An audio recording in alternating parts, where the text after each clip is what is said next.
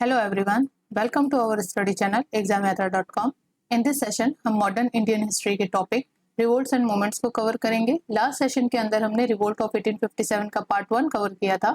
आज इस सेशन में हम रिवोल्ट ऑफ 1857 का पार्ट 2 कवर करेंगे। लास्ट सेशन में हमने जनरल इंट्रोडक्शन देख लिया था 1857 की, जो भी बैकग्राउंड रहा, क्या बैकग्राउंड रहा, किस कारण से 1857 का रिवोल्ट जो है वो आउटब्रेक होता है, उसके क्या कॉजेज होते हैं वो देखे थे। इन दिस सेशन हम स्टार्ट करता है course of the revolt of 1857, यानी कि किस क्रम में 1857 का जो रिवोल्ट है वो आउटब्रस्ट होता है या ब्रोकआउट होता है। तो 2 फरवरी 1857 को यहाँ पे 19 नेटिव इन्फेंट्री, ये नाम आप याद रखना, 19 native infantry of Bengal, native infantry of Bengal, और वो भी कौन सी यहाँ पे 9th बहरामपुर।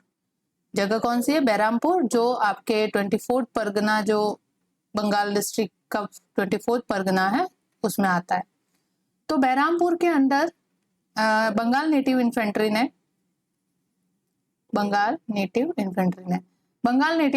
ने यहाँ पे रिवोल्ट किया।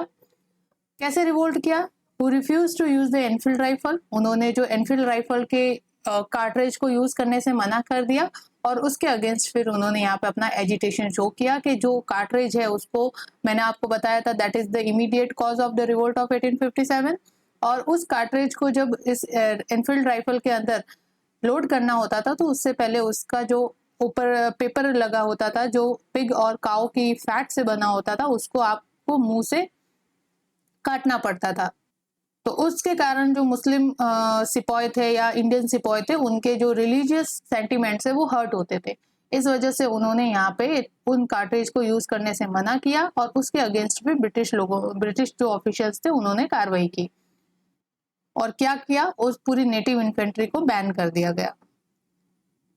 जो लोग थोड़े से अग्रेसिव थे उनके लिए कोर्ट मार्शल जैसी प्रोसेस चलाई,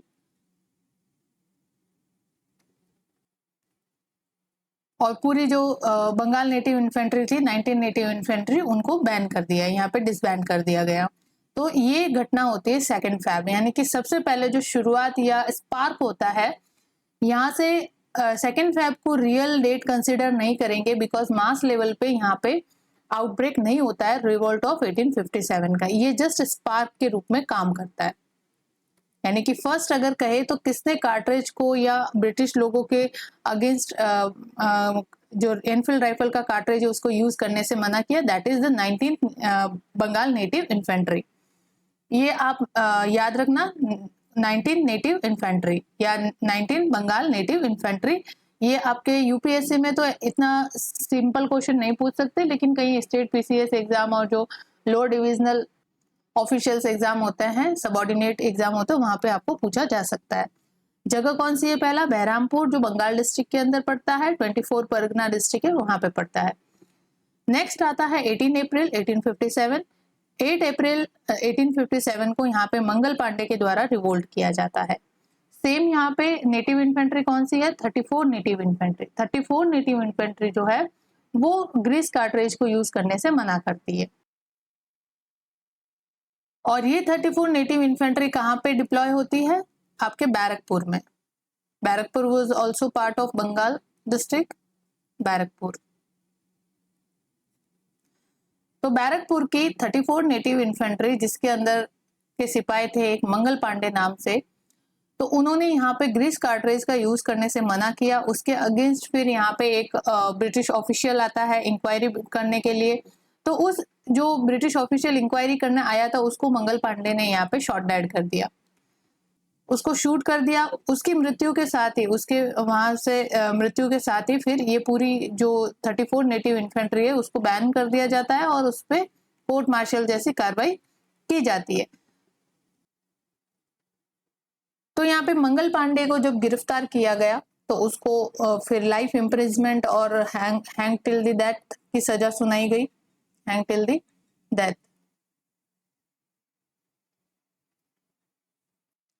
और 34 नेटिव इन्फेंट्री को टोटल, जैसे 19 नेटिव इन्फेंट्री को यहाँ पे डिसबैंड कर दिया गया था, वैसे ही 34 नेटिव इन्फेंट्री को भी डिसबैंड कर दिया गया। तो जहां जहां आप देखोगे कि जिस जिस नेटिव इन्फेंट्री ने, जिस भी सैनिक टुकड़ी ने यहाँ पे विद्रोह किया, इस ग्रीस कार्ट्रेज को यूज करने से मना किया, उनके ऊपर ब्रिटिश ऑफिशियल ने कार्रवाई की, एग्जीक्यूशन किया, उनके ऊपर कोर्ट मार्शल जैसी प्रोसेस की, और जो ज्यादा अगर उग्र थे उनको इम्प्रिजन किया या फिर हैंग टिल दी डेथ वाली सजा यहाँ पे सुनाई गई। मंगल पांडे के साथ एक ईश्वरी प्रसाद भी थे, जो उस चौकी के, जो बैरकपुर चौकी थी उसके या नेटिव इन्फेंट्री के अंदर कोतवाल थे। उनको यहाँ पे ऑर्डर दिया गया था, जब मंगल पांडे यहाँ से अपने आप को सेव करने के लिए भाग रहे थे, तो उनको कहा था कि आप इनको गिरफ्तार करो, पकड़ो इनको। तो मंगल पांडे को उन्होंने पकड़ने से मना कर दिया, because he was the supporter of Mangal Pandey, he was also having the sentiment with Mangal Pandey. Instead of supporting British official, he supported Mangal Pandey. That's why उन कोतवाल को भी मंगल पांडे के साथ साथ डेथ पेनल्टी दी गई। तो ये था 8 अप्रैल को बैरकपुर छावनी के अंदर 34 नेटिव इन्फेंट्री के द्वारा रिवोल्ट करना। सेम इश्यू था, immediate cause, that is grease cartridge का यूज करने से मना करना। और जब ये रिवोल्ट 19 नेटिव इन्फेंट्री और 34 नेटिव इन्फेंट्री, जो एक बहुत बड़ी, ये जो बैरकपुर की छावनी थी, ये एक लार्जेस्ट, सेकेंड लार्जेस्ट जो कंटेनमेंट है ब्रिटिश ऑफिशियल की आर्मी का कंटेनमेंट है, वो माना जाता था। तो एक लार्ज आर्मी यहाँ पे डिप्लॉय की गई थी। तो जब इन लार्ज आर्मी के अंदर, इतने सारे सैनिकों के अंदर ये डिसकंटेनमेंट देखने को मिला, तो फिर ये रिवोल्ट लास्ट जाके कहाँ पे ब्रोक आउट होता है, मास लेवल पे, मेरठ के अंदर, जहां पे ऑलमोस्ट 2000 सोल्जर्स जो थे वो डिप्लॉयड थे, मेरठ छावनी। तो मेरठ कंटेनमेंट के अंदर 2000 सैनिक यहाँ पे डिप्लॉय थे, और ये वापस एक लार्ज कंटेनमेंट के रूप में यहाँ पे ब्रिटिश ऑफिशियल की एक आर्मी की छावनी हुआ करती थी। तो रियल जो ऑनसेट है रिवोल्ट ऑफ 1857 का, वो 10th मई से गिना जाता है। 9th मई को यहाँ पे मंगल पांडे को डेथ पेनल्टी दी जाती है, और 10th मई को यहाँ पे जो मेरठ छावनी है उसके अंदर जो रिबेलियन है वो ब्रोक आउट हो जाता है। तो real onset of the revolt of 1857 की डेट अगर पूछे तो वो है 10th मई 1857, following with the death of Mangal Pandey, या फिर डेथ सेंटिमेंट मंगल पांडे के ऊपर जो एग्जीक्यूट किया गया, उसके बाद से ही पूरा रिवोल्ट जो है मास लेवल पे यहाँ पे 2000 सोल्जर्स के अमंग ये रिवोल्ट फैल जाता है, या 2000 सैनिक जो है ये रिवोल्ट करते हैं। अब ये सारे सोल्जर्स इन सभी घटनाओं से इंस्पायर्ड होके, या इन सभी घटनाओं से एजिटेट होके, फाइनली मेरठ छावनी के द्वारा 10th मई को 1857 का रिवोल्ट जो है ब्रोक आउट होता है। मेरठ छावनी के अंदर लगभग अपने एक ब्रिटिश ऑफिशियल था। तो यहाँ पे मेरठ छावनी के अंदर मैंने ऑलरेडी बताया कि 2000 सोल्जर्स थे, स्टेशन किए गए थे, और ये एक लार्जेस्ट ब्रिटिश सोल्जर्स का कंसंट्रेशन यहाँ पे माना जाता है। तो यहाँ पे सेम इश्यू रहता है, ग्रीस कार्ट्रेज का यूज करने से मना करना। तो ये 2000 सैनिक पूरे के पूरे मना नहीं करते हैं। होता क्या है कि यहाँ पे जो एक ब्रिटिश ऑफिशियल थे, क्या नाम था उनका, Carmichael Smith, George Carmichael Smith. तो जॉर्ज कार्मिकल स्मिथ जो थे वो एक 3rd Bengal light cavalry, 3rd Bengal light cavalry, cavalry और इन्फेंट्री में तो आपको समझ में आता ही होगा। इन्फेंट्री मतलब पैदल सैनिक जिनको कहते हैं, और कैवेलरी का मतलब होता है जो घुड़सवार होते हैं वो। तो यहाँ पे जो 3rd बंगाल लाइट कैवेलरी के एक ब्रिटिश ऑफिशियल थे, जिनका नाम था ये जॉर्ज कार्मिकल स्मिथ। तो जो स्मिथ थे उन्होंने अपने 90 सोल्जर्स को ऑर्डर दिया कि आप मैदान में जाओ, परेड करो और ड्रिल फायर करो, मतलब ड्रिल और फायरिंग की प्रैक्टिस करो। तो यहाँ पे जो 90 में से लगभग 85 थे, उन्होंने यहाँ पे मना कर दिया फायरिंग की प्रैक्टिस करने से, बिकॉज उसके अंदर वही रॉयल एनफील्ड, और उसका मेन कॉज कौन सा था, ग्रीस कार्ट्रेज।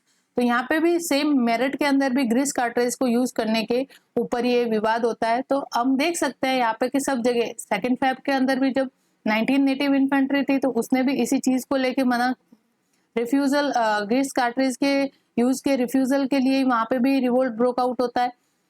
8 अप्रैल को मंगल पांडे के द्वारा भी ग्रीस कार्ट्रिज और इवन द मेरठ के अंदर भी ग्रीस कार्ट्रिज के यूज को लेके ही यहाँ पे ये रिवोल्ट होता है। तो यहाँ पे जो हमें पता चलता है कि ये रिवोल्ट जो है ये सडन आउटब्रेक है, ना कि कोई प्री प्लान्ड आउटब्रेक है। ये कोई भी प्री प्लान नहीं है यहाँ पे कि पहले यहाँ पे होगा फिर यहाँ पे होगा, यहाँ पे सेम उनका सबका सेम कॉज था, religious cause, that is grease cartridge का यूज करने से मना करना। तो मेरठ के अंदर जब ये 85 लोगों ने मना कर दिया, only 5 were doing following the order of the George Smith. 85 लोगों को यहाँ पे कोर्ट मार्शल किया गया, उनको पनिशमेंट की गई और इम्प्रिजन्ड कर दिया। अब जब इनको जेल में डाल दिया गया तो इनसे रिलेटेड ये 2000 सोल्जर्स जो थे, वो जो इन 85 सोल्जर्स के लिए सेंटिमेंट रखते थे, सिंपैथी रखते थे, उन्होंने यहाँ पे फिर रात को मेरठ की छावनी में पूरा रिवोल्ट कर दिया। ब्रिटिश ऑफिशियल्स को यहाँ पे मारे, उनको किल कर दिया, शूट कर दिया।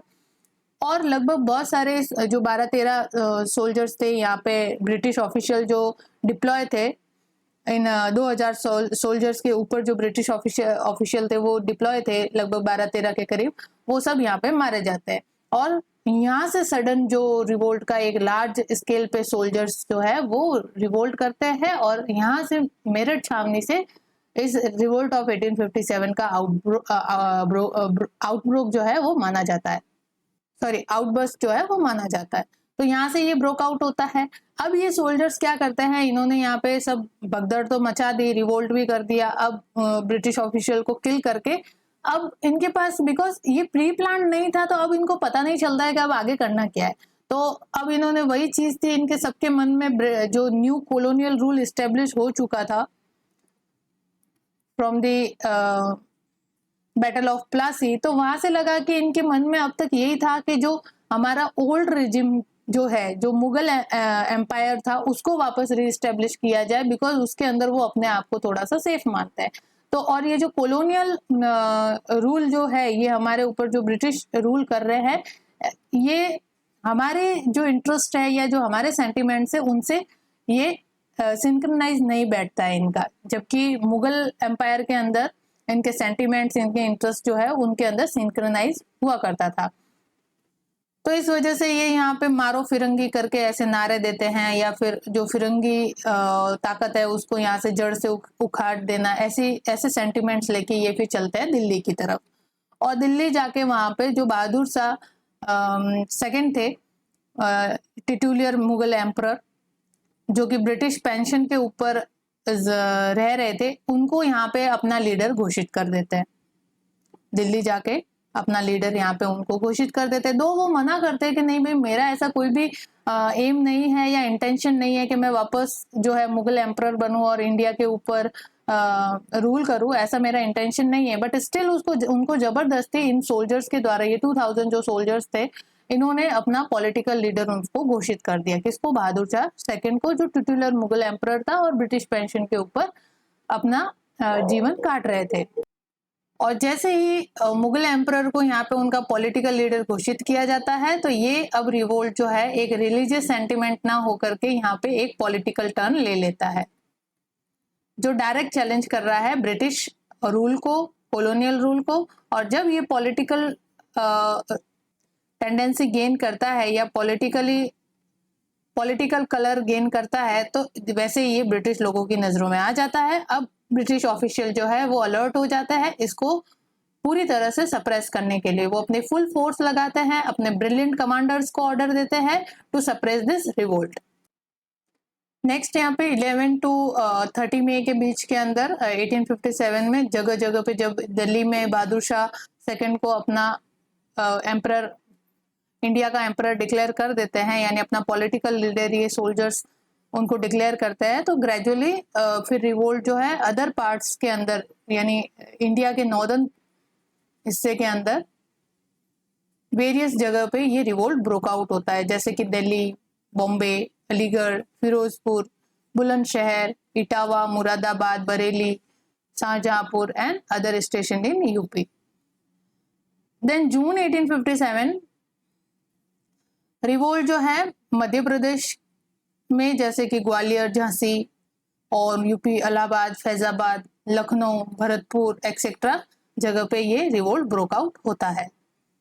देन जुलाई एंड अगस्त 1857 के अंदर mutinies at place like Indore, Mhow और Narmada district and few place in Punjab. फिर यहाँ पे सितंबर 1857 के अंदर Delhi was recaptured by the British East India Company, जहाँ पे रिबेलियन लोगों का फर्स्ट सेंटर पॉइंट यहाँ से स्टार्ट होता है। दिल्ली से मुगल एम्परर को वापस इंडिया का एम्परर घोषित करने के साथ तो दिल्ली को वापस सितंबर 1857 के अंदर रिकैप्चर कर लिया जाता है इन रिबेलियन से।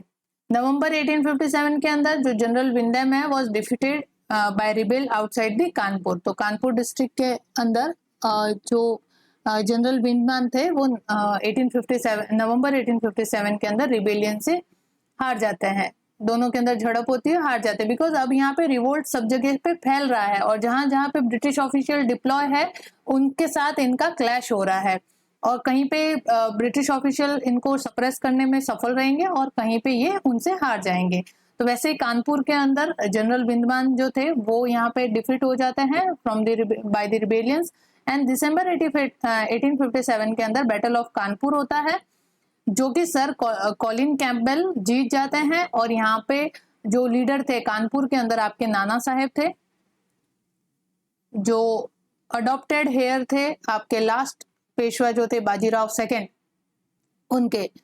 और ये नाना साहब जो है वो ब्रिटिश पेंशन के ऊपर जिंदा थे, ब्रिटिश पेंशन के ऊपर रह रहे थे, लेकिन बाद में इनकी पेंशन जो है वो भी बंद कर दी जाती है। इस वजह से यहाँ पे जो हिंदू कम्युनिटी वहां से उस साइड मैंने आपको बताया था जब कॉज हम पढ़ रहे थे कि जो मुगल एम्परर है उनको यहाँ पे उनके जो टाइटल था एम्परर का, मुगल एम्परर का, वो छीन लिया जाता है और यहाँ पे नाना साहेब की पेंशन बंद कर दी जाती है। तो Nana Saheb representing the Hindu section of the society and Bahadur Shah second is representing the Muslim section of the society. तो both section were agitated by this action of the British officials और ब्रिटिश गवर्नमेंट। तो यहाँ से ये चीजें फिर ग्रीवेंसेस का कारण बनती है। तो यहाँ पे जो नाना साहेब थे उन्होंने रिवोल्ट कर दिया कानपुर के अंदर बिकॉज उनको जो पेंशन उनको स्टेशन किया था कानपुर का, कानपुर की जो पूरी एडमिनिस्ट्रेशन का सिस्टम जो जिम्मेदारी थी वो नाना साहेब के ऊपर थी, उसके बदले उनको पेंशन दे दी जाती थी। लेकिन बाद में डलहौजी के बाद टाइम पे इनकी जो पेंशन है वो भी बैन कर दी जाती है। तो ये यहाँ पे नाना साहेब जो थे और प्लस इनके साथ थे तात्या टोपे जो इनके मिलिट्री कमांडर थे। तात्या टोपे और नाना साहेब कानपुर के अंदर रिवोल्ट करते हैं और जिसको सप्रेस करने के अंदर सफल रहते हैं आपके सर कॉलिन कैंपबेल जो एक ब्रिटिश मिलिट्री कमांडर थे। मार्च 1857 के अंदर Lucknow was recaptured by the British. अप्रैल 1857 के बाद आप देखो तो Jhansi was captured by the British by fighting against the Rani Lakshmibai. वही चीज यहाँ पे जब ये बैटल ऑफ कानपुर होता है और जिसमें सर कॉलिन कैंपबेल डिफीट करते हैं नाना साहेब और तात्या टोपे की जॉइंट मिलिट्री को, तो तात्या टोपे यहाँ से फिर भाग जाते हैं। तात्या टोपे यहाँ से जाकर कहाँ पे चले जाते हैं, एमपी ग्वालियर में, ग्वालियर चले जाते हैं और फिर ये यहाँ पे रानी लक्ष्मीबाई को ज्वाइन करते हैं। रानी लक्ष्मीबाई झांसी में लड़ रही थी ब्रिटिश ऑफिशियल के अगेंस्ट बिकॉज रानी लक्ष्मीबाई के जो अडॉप्टेड हेयर है, जो दत्तक पुत्र था, उसको वहां पे गद्दी बिठाने से, जो थ्रोन था असेंड करने से मना कर दिया जाता था और ब्रिटिश वांट के झांसी को कैप्चर कर दिया जाए या अनेक्स कर दिया जाए। तो उसके अगेंस्ट रानी लक्ष्मीबाई ने रिवोल्ट किया था ब्रिटिश ऑफिशियल्स के खिलाफ। तो दोनों यहाँ पे ब्रिटिश गवर्नमेंट और रानी झांसी की रानी लक्ष्मीबाई लड़ रहे थे। तो झांसी में इनकी डिफीट हो जाती है और रानी लक्ष्मीबाई खुद को सेव करने के लिए वो भी यहाँ से झांसी से भाग जाती है। किस तरफ जाते हैं, ग्वालियर की तरफ। और जब ग्वालियर में यहाँ पे तात्या टोपे प्लस रानी लक्ष्मीबाई दोनों जो हैंड ज्वाइन करते हैं और ब्रिटिश ऑफिशियल के अगेंस्ट वापस यहाँ पे इनकी एक फाइट होती है जिसके अंदर जो हडसन थे ब्रिटिश मिलिट्री कमांडर, वो यहाँ पे विजय होते हैं और फाइनली रानी लक्ष्मीबाई उस बैटल के अंदर ग्वालियर के अंदर लड़ते लड़ते अपनी अंतिम आहुति दे देती है। तो इस तरह से फिर झांसी जो है वो कैप्चर कर लिया जाता है अप्रैल 1857 को। देन आता है मई 1857, शुरू हुआ था मई से। अब मई 1857 के अंदर बरेली, कालपी, जगदीशपुर व रिकैप्चर्ड बाय द ब्रिटिश। ठीक है, ये सारी जो जगह पे रिवोल्ट हो रहे थे उनको वापस वहां पे लॉ एंड ऑर्डर वापस में रिस्टोर करने के अंदर ब्रिटिश गवर्नमेंट सफल हो जाती है। और यहाँ पे जुलाई दिसंबर के अंदर आते आते 1857 के अंदर gradually British authority was re-establish. वापस जो लॉ एंड ऑर्डर है वो रिस्टोर कर दिया जाता है, ब्रिटिश अथॉरिटी है वो रीएस्टैब्लिश हो जाती है, और जितने भी रिबेलियन थे वो डिफीट फेस करते हैं, और यहाँ से ये रिवोल्ट जो है फिर पूरी तरह से सप्रेस कर दिया जाता है। पूरी तरह से इसको सप्रेस कर दिया जाता है। ब्रिटिश अथॉरिटी वापस अपना जो अथॉरिटी है वो रीगेन कर लेती है, ब्रिटिश गवर्नमेंट अथॉरिटी रीगेन कर लेती है। तो जुलाई में से लगा के दिसंबर तक आते आते पूरा जो रिवोल्ट है उसको सप्रेस कर दिया जाता है और ब्रिटिश अथॉरिटी वापस रीएस्टेब्लिश हो जाती है। तो ये था हमारे रिवोल्ट ऑफ 1857 का कोर्स, कहाँ से स्टार्ट हुई और किस तरह से ये खत्म हुई। अब हम देखते हैं मेजर लीडर्स और major center of the revolt, और वो ब्रिटिश ऑफिशियल जिन्होंने उन जगह पे रिवोल्ट को, पर्टिकुलर रीजन के अंदर ब्रिटिश ऑफिशियल जिन्होंने रिवोल्ट को सप्रेस किया। ठीक है, तो मेजर लीडर देखेंगे, सेंटर देखेंगे रिवोल्ट के, और ब्रिटिश ऑफिसर्स जिन्होंने उस पर्टिकुलर रीजन के अंदर रिवोल्ट को सप्रेस करने में विजय हासिल की। तो leader of revolt of 1857, centre देखेंगे, लीडर देखेंगे, क्या उनका कंट्रीब्यूशन रहा, और British officer who suppress the revolt, उनके नाम देखेंगे। तो फर्स्ट सेंटर आपका दिल्ली आता है। मैंने कहा वहां से मेरठ से स्टार्ट हुआ। मेरठ की छावनी से 2000 सोल्जर्स मार्च करते हैं towards the Delhi, and Delhi में जाके बहादुर शाह सेकंड को अपना पॉलिटिकल लीडर या एम्परर ऑफ इंडिया यहाँ पे डिक्लेयर करते हैं। तो जो दिल्ली का सेंटर है वहां पे Bahadur Shah second as a political leader in rebellion का वो लीडर की भूमिका निभाता है, लेकिन एक्चुअल पावर जो होती है वो बख्त खान के पास होती है। जो एक्चुअल लीडरशिप कर रहा होता है इन रिबेलियन और सोल्जर्स की, दैट इज बख्त खान। बख्त खान जो था वो बरेली से बिलोंग करता था, और बरेली से इसने इन सोल्जर्स को ऑर्गेनाइज किया और दिल्ली की तरफ इसने मार्च किया, जो जुलाई 1857 के अंदर दिल्ली में पहुंचता है। मई 10 को यहाँ पे 1857 के अंदर मई 10 को ये जो रिवोल्ट है वो ब्रोक आउट होता है मेरठ के अंदर, और ये जुलाई 1857 के अंदर यहाँ पे बख्त खान सोल्जर्स को ऑर्गेनाइज करके बरेली से कहाँ आता है, दिल्ली आता है, और वहां पे अपनी एक्चुअल लीडरशिप जो है इन रिबेलियन की वो एक्चुअल लीडरशिप बख्त खान जो है वो गेन करता है। तो he assemble court of soldiers and made up the both Hindu Muslim rebel, और जो हिंदू मुस्लिम सोल्जर्स थे या हिंदू मुस्लिम जो रिबेलियंस थे, नॉट ओनली सोल्जर्स, जो मैंने आपको आगे भी बताया था कि जो वेरियस इंडियन सोसाइटी के सेक्शन थे, जैसे जमींदार थे, डिपोज राजा थे, सोल्जर्स थे, पीजेंट थे, क्राफ्ट्समैन थे, जो सभी जिनका ग्रीवेंसेस था against the British government, they join this revolt. तो उन्होंने, जो चाहे हिंदू हो मुस्लिम हो, उन्होंने सबको यहाँ पे बख्त खान ने दिल्ली के अंदर ऑर्गेनाइज किया और रिवोल्ट किया अगेंस्ट द ब्रिटिश गवर्नमेंट। तो सितंबर के आते अंदर दिल्ली वापस रिकैप्चर कर ली जाती है, और कौन से ब्रिटिश ऑफिसर होते हैं जो कि इस रिवोल्ट को दिल्ली के अंदर सप्रेस करने में सक्सेसफुल रहते हैं, that is lieutenant John Nicholson and lieutenant Hudson. अब यहाँ पे आपके सीधे क्वेश्चन ये बनते हैं किसी भी पीसीएस एग्जाम के अंदर या स्टेट यूपीएससी के अंदर, एक तो आपको यहाँ पे रिवोल्ट का सेंटर पूछेंगे, तो जो अगर नाम दे दिया कि दिल्ली के अंदर कौन लीडर थे, सीधा पूछेंगे कौन लीडर थे दिल्ली के अंदर जो 1857 का रिवोल्ट था, उसकी लीडरशिप किनके हाथों में थी, बख्त खान और बहादुर शाह सेकंड। दोनों में से जो भी ऑप्शन आ जाए करेक्ट होगा। कभी एक भी दे सकते हैं, या कभी दोनों दे सकते हैं, या कभी दोनों में से एक दे सकते हैं। बख्त खान आएगा तो भी आपका राइट आंसर है, बहादुर शाह सेकंड आएंगे तो भी आपका राइट आंसर है। और सीधा पूछा जाएगा यहाँ से क्वेश्चन, तो ये यहाँ पे 3 क्वेश्चन आपके बन जाते हैं। तो सेंटर का नाम देंगे आपको, उसके रिलेटेड लीडर पूछा जाएगा और कौन ब्रिटिश ऑफिशियल था जिसने इसको सप्रेस किया, वहां पे जो 1857 का रिवोल्ट है उसको सप्रेस करने में सक्सेसफुल रहे।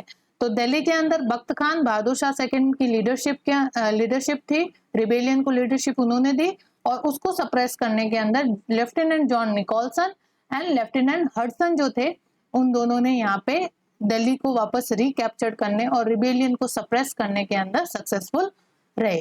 तो ये आपके ऐसे क्वेश्चन बनेंगे, तो याद रखना आप। नेक्स्ट यहाँ पे आपका आया सेंटर कानपुर, और कानपुर के अंदर जो लीडरशिप थी रिबेलियन की वो किसके हाथों में थी? नाना साहेब। नाना साहेब ने यहाँ पे कानपुर रेजिमेंट जो थी उसको लीडरशिप प्रोवाइड की थी। तो Nana Saheb was the leader of Kanpur regiment और he attack the British soldiers of 53rd native infantry. तो नाना साहेब ने ब्रिटिश जो रेजिमेंट थी 53rd नेटिव इन्फेंट्री उसके ऊपर अटैक किया था। कानपुर के अंदर कौन ब्रिटिश ऑफिशियल यहाँ पे नियुक्त था उस समय? सर जनरल हग व्हीलर। सर जनरल हग व्हीलर वहां पे रिजाइड कर रहे थे। नाना साहेब की पूरी जो आर्मी थी with the help of Tatya Tope. Tatya Tope जो थे वो नाना साहेब के क्या थे? Military commander. जो कानपुर रेजिमेंट है उसके मिलिट्री कमांडर कौन थे? तात्या टोपे। तो तात्या टोपे और नाना साहेब ने हग व्हीलर की जो फोर्ट था उसके ऊपर अटैक किया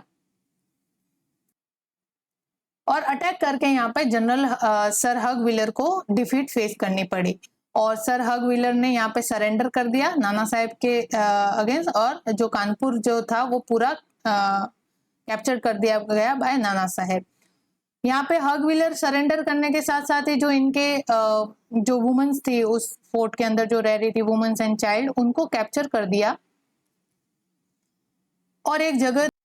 तो यहाँ पे वुमेन और चिल्ड्रन जो थे अराउंड नंबर होंगे इतने 206 के अराउंड, इन सबको होस्टेज बना दिया जाता है, बंदी बना दिया जाता है by the military of Nana Saheb, और नाना साहेब के द्वारा इनको होस्टेज बना के रखा जाता है बीबीगढ़ में।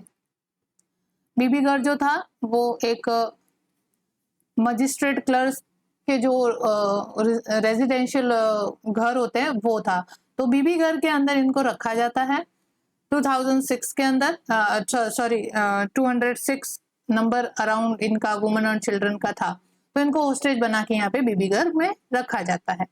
अब यहाँ पे वापस क्या होता है कि यहाँ से ब्रिटिश लोगों की रिलीफ आर्मी जो है या रिलीफ फोर्स जो है वो मार्च करती है toward the Kanpur from the Allahabad. Allahabad को कैप्चर कर लिया गया था इनके द्वारा, सर कॉलिन कैंपबेल के तरह, और इलाहाबाद से ये sir Colin Campbell as a British relief force के रूप में मार्च करते हैं टुवर्ड्स द कानपुर, और कानपुर को नाना साहेब के से छुड़ाने और इन होस्टेज को यहाँ से रिलीव करने के अंदर सर कॉलिन कैंपबेल जो है इस पूरी इंसिडेंट्स का या इस पूरी मिलिट्री एक्शन का कमान संभालते हैं। तो जब सर कॉलिन कैंपबेल इलाहाबाद से कानपुर की तरफ मार्च कर रहे थे, तब नाना साहेब को अब लगने लगा कि अब जो है कानपुर को होल्ड करना, ज्यादा समय तक के लिए होल्ड कर पाना इनके बस की नहीं है। तो यहाँ पे ही होता है फिर जब सर कॉलिन कैंपबेल कानपुर पहुंच जाते हैं और नाना साहेब को लगता है कि अब बात अपने हाथ में नहीं रही, तो इन्होंने जो ये जितने भी होस्टेज थे इन सबको क्या कर दिया? मार दिया, किल्ड कर दिया। बच्चे और क्या औरतें, वुमन, सबको यहाँ पे मार दिया गया और इसको ही कहते हैं बीबीगढ़ मैसेकर। बीबीगढ़ मैसेकर की घटना जो है वो कानपुर की जो रिवोल्ट है उससे रिलेटेड है। तो बीबीगढ़ मैसेकर के अंदर इन वुमेन और चिल्ड्रन को होस्टेज बना के रखा गया था और उनको यहाँ पे जब बात बिगड़ती नजर आई तो नाना साहेब ने इनको किल करने के ऑप्शन दे दिए। दो नाना साहेब तात्या टोपे ऐसी चीजों मतलब अपने अकाउंट के अंदर तात्या टोपे कहते हैं कि हमारा ऐसा कोई प्लान नहीं था कि इनको हम मार डालेंगे, it was the situation which force us to do this. ठीक है, उन्होंने ये जस्टिफिकेशन दिया। तो यहाँ पे वापस फर्स्ट बैटल ऑफ कानपुर जो होता है वो हग व्हीलर के साथ होता है, जिसके अंदर हग व्हीलर जो थे जनरल सर हग व्हीलर वो सरेंडर कर देते हैं। सेकंड जो होता है सेकंड बैटल ऑफ कानपुर वो होता है सर कॉलिन कैंपबेल और नाना साहेब के बीच में, और यहाँ पे सर कॉलिन कैंपबेल जो है वो सक्सेसफुल रहते हैं to suppress Nana Saheb and his regiment. यहाँ से फिर जब और सर कॉलिन कैंपबेल जो है वो कानपुर को अपने अंडर में कर लेते हैं। नाना साहेब पता नहीं यहाँ से चले जाते हैं, कहाँ किस तरफ भाग जाते हैं, इनके बाद में भी इनका कोई पता नहीं चलता है कि नाना साहेब कहाँ गए। और तात्या टोपे जो थे वो यहाँ से भागकर किस तरफ चले जाते हैं, ग्वालियर की तरफ, और वहां पे रानी लक्ष्मीबाई को ज्वाइन करते हैं। तो सर कॉलिन कैंपबेल जो है वो सक्सेसफुल रहते हैं कानपुर के रिबेलियंस को सप्रेस करने के अंदर, और सर कॉलिन कैंपबेल ने फाइनली कानपुर को कैप्चर कर लिया और ब्रिटिश अथॉरिटी वहां पे वापस रीस्टेब्लिश हो जाती है। तो बीबीगढ़ मैसेकर की घटना ऐसे तो पूछे नहीं जाएंगे, बट ये रिलेटेड है, कहीं पूछ लिया जाए बीबीगढ़ massacre incident was related with, तो ये है revolt of 1857 and centre is Kanpur. तो ये थी कानपुर की पूरा घटना, और यहाँ पे वही लीडरशिप नाना साहेब और सप्रेस करने वाले British official sir Colin Campbell. Next आते हैं हम सेंटर लखनऊ में, और लखनऊ जो है वो पार्ट है अवध का, और अवध के अनेक्सेशन के साथ ही अवध का अनेक्सेशन कब होता है आप मुझे कमेंट सेक्शन में बताइएगा, ठीक है। अवध के अनेक्सेशन के साथ ही यहाँ से ये चिंगारी भड़कती है। अवध का अनेक्सेशन हो जाता है, जो वजीर अली था लास्ट नवाब ऑफ अवध, उसको यहाँ पे डिपोज कर दिया जाता है, और उनकी जो बेगम हजरत महल थी, उनकी वाइफ थी बेगम हजरत महल, उसने लखनऊ सेंटर के अंदर इन रिबेलियंस की जो कमांडरशिप है वो ली, या फिर लीडरशिप जो है वो ली। जो मैंने पहले भी बताया, जब अवध का अनेक्सेशन हुआ तो many soldiers were belonging from the army of Nawab of Awadh. तो वो सोल्जर्स जो थे जो अवध के नवाब की आर्मी से आए थे, वो अब अवध के प्रति सेंटिमेंट्स रख रहे थे। इस वजह से भी यहाँ पे जब अवध का अनेक्सेशन हो जाता है तो उनके सेंटिमेंट्स हर्ट्स होते हैं, उनका ग्रीवेंसेस या एजिटेशन जो है वो इस रिवोल्ट के रूप में सामने आता है। तो जब ये रिवोल्ट आउटब्रेक हुआ तो अवध से सेंटिमेंट रखने वाले जितने भी जो फैमिली थी, जो सोल्जर्स थे, ऐसी फैमिली जो अवध के नवाब के ऊपर अपने ब्रेड एंड बटर के लिए डिपेंडेंट थे, या ऐसे सोल्जर्स जो इस अवध के नवाब के आर्मी में वर्क करते थे, और उसके कारण वो प्रिविलेज भी थे, कुछ प्रिविलेज उनको मिलते थे और जब अनेक्सेशन हो गया अवध का तो उनके ये प्रिविलेज खत्म हो गए। तो इन सारे सेंटिमेंट्स और इन सारे ग्रीवेंसेस को लेके अवध के रिलेटेड जितने भी लोग थे, या अवध से सेंटिमेंट रखने वाले जितने भी लोग थे, उन सब ने रिबेलियंस का हैंड ज्वाइन कर दिया।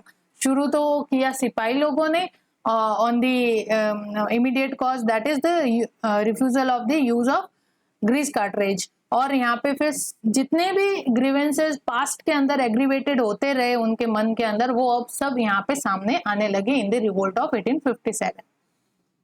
तो यहाँ पे जो बेगम थी अवध की, और मेन इनका सेंटर पॉइंट हो जाता है Lucknow, provided the leadership and proclaim her son Birjis Qadir as a nawab of Awadh.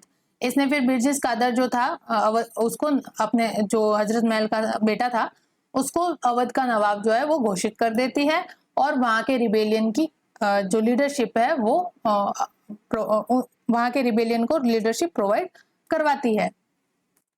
और लखनऊ वाला जो रिबेलियन है या रिवोल्ट है, ये बहुत लंबे समय तक चलता है। लखनऊ को सप्रेस करने के लिए या लखनऊ को रिकैप्चर करने के लिए ब्रिटिश लोगों को बहुत मशक्कत करनी पड़ती है। तो आप इनसे रिलेटेड अगर ब्रिटिश ऑफिशियल्स देखो जिन्होंने इस सप्रेशन के अंदर पार्टिसिपेट किया, तो बहुत लंबी लिस्ट हो जाती है। फर्स्ट आता है हेनरी लॉरेंस, जो वहां पे ऑलरेडी डिप्लॉय थे, तो उन्होंने इसको सप्रेस करने की कोशिश की। मीनवाइल वो यहाँ से चले जाते हैं। फिर ब्रिगेडियर इंग्लिश आते हैं, देन हेनरी हैवलॉक आते हैं, James Outram was also participated in the suppression of this revolt in Lucknow, and then finally sir Colin Campbell जो है वो कानपुर को जब रिबेलियन से मुक्त कर देते हैं और रीगेन कर देते हैं अथॉरिटी, ब्रिटिश अथॉरिटी वहां पे, तो कानपुर से ये फिर मार्च करते हैं टुवर्ड्स द लखनऊ, और लखनऊ में फिर ये फाइनली बेगम हजरत महल की लीडरशिप के अंदर जो रिबेलियन यहाँ पे रिवोल्ट कर रहे थे उनको सप्रेस करने के अंदर कौन सफल होते हैं? Sir Colin Campbell. तो फाइनल अगर आंसर आए कि अब कौन सा सही होगा, तो सर कॉलिन कैम्पबेल ही आप राइट कीजिएगा कि इन Lucknow which British officer suppressed the revolt, that is the Sir Colin Campbell। ठीक है, आपका राइट आंसर होगा सर कॉलिन कैम्पबेल। मैंने तो ये सब आपको सिर्फ एक जनरल अवेयरनेस के लिए या जनरल नॉलेज के लिए ये सारे नाम बताए हैं कि लखनऊ का रिबेल जो है वो कितना लंबा था और कितने जो ब्रिटिश ऑफिशियल है उनको बदलना पड़ा टू सप्रेस द रिबेलियंस इन लखनऊ। तो ये लखनऊ के अंदर बेगम हजरत महल इसकी लीडरशिप रहती है, और जब यहाँ पे ये सप्रेस कर दिया जाता है तो बेगम हजरत महल को फिर परमानेंटली कहाँ भेज दिया जाता है? रंगून भेज दिया जाता है, और साथ में किनको भेज दिया जाता है यहाँ पे? बहादुर शाह सेकंड को। बहादुर शाह सेकंड और हजरत महल दोनों कहाँ चले जाते हैं? फाइनली रंगून के अंदर, और वहीं पे उनकी डेथ होती है। तो अवध के अंदर बेगम हजरत महल ने लीडरशिप प्रोवाइड की थी, जैसे कि दिल्ली के अंदर बहादुर शाह ने लीडरशिप प्रोवाइड की थी, लेकिन एक्चुअल कमांडरशिप किनके हाथों में थी? बख्त खान के हाथों में। वैसे ही यहाँ पे मौलवी अहमदुल्ला जो थे, जो फैजाबाद से बिलोंग करते थे, उन्होंने रिबेलियन को यहाँ पे लखनऊ के अंदर ऑर्गेनाइज किया और ब्रिटिश के अगेंस्ट यहाँ पे फाइट की।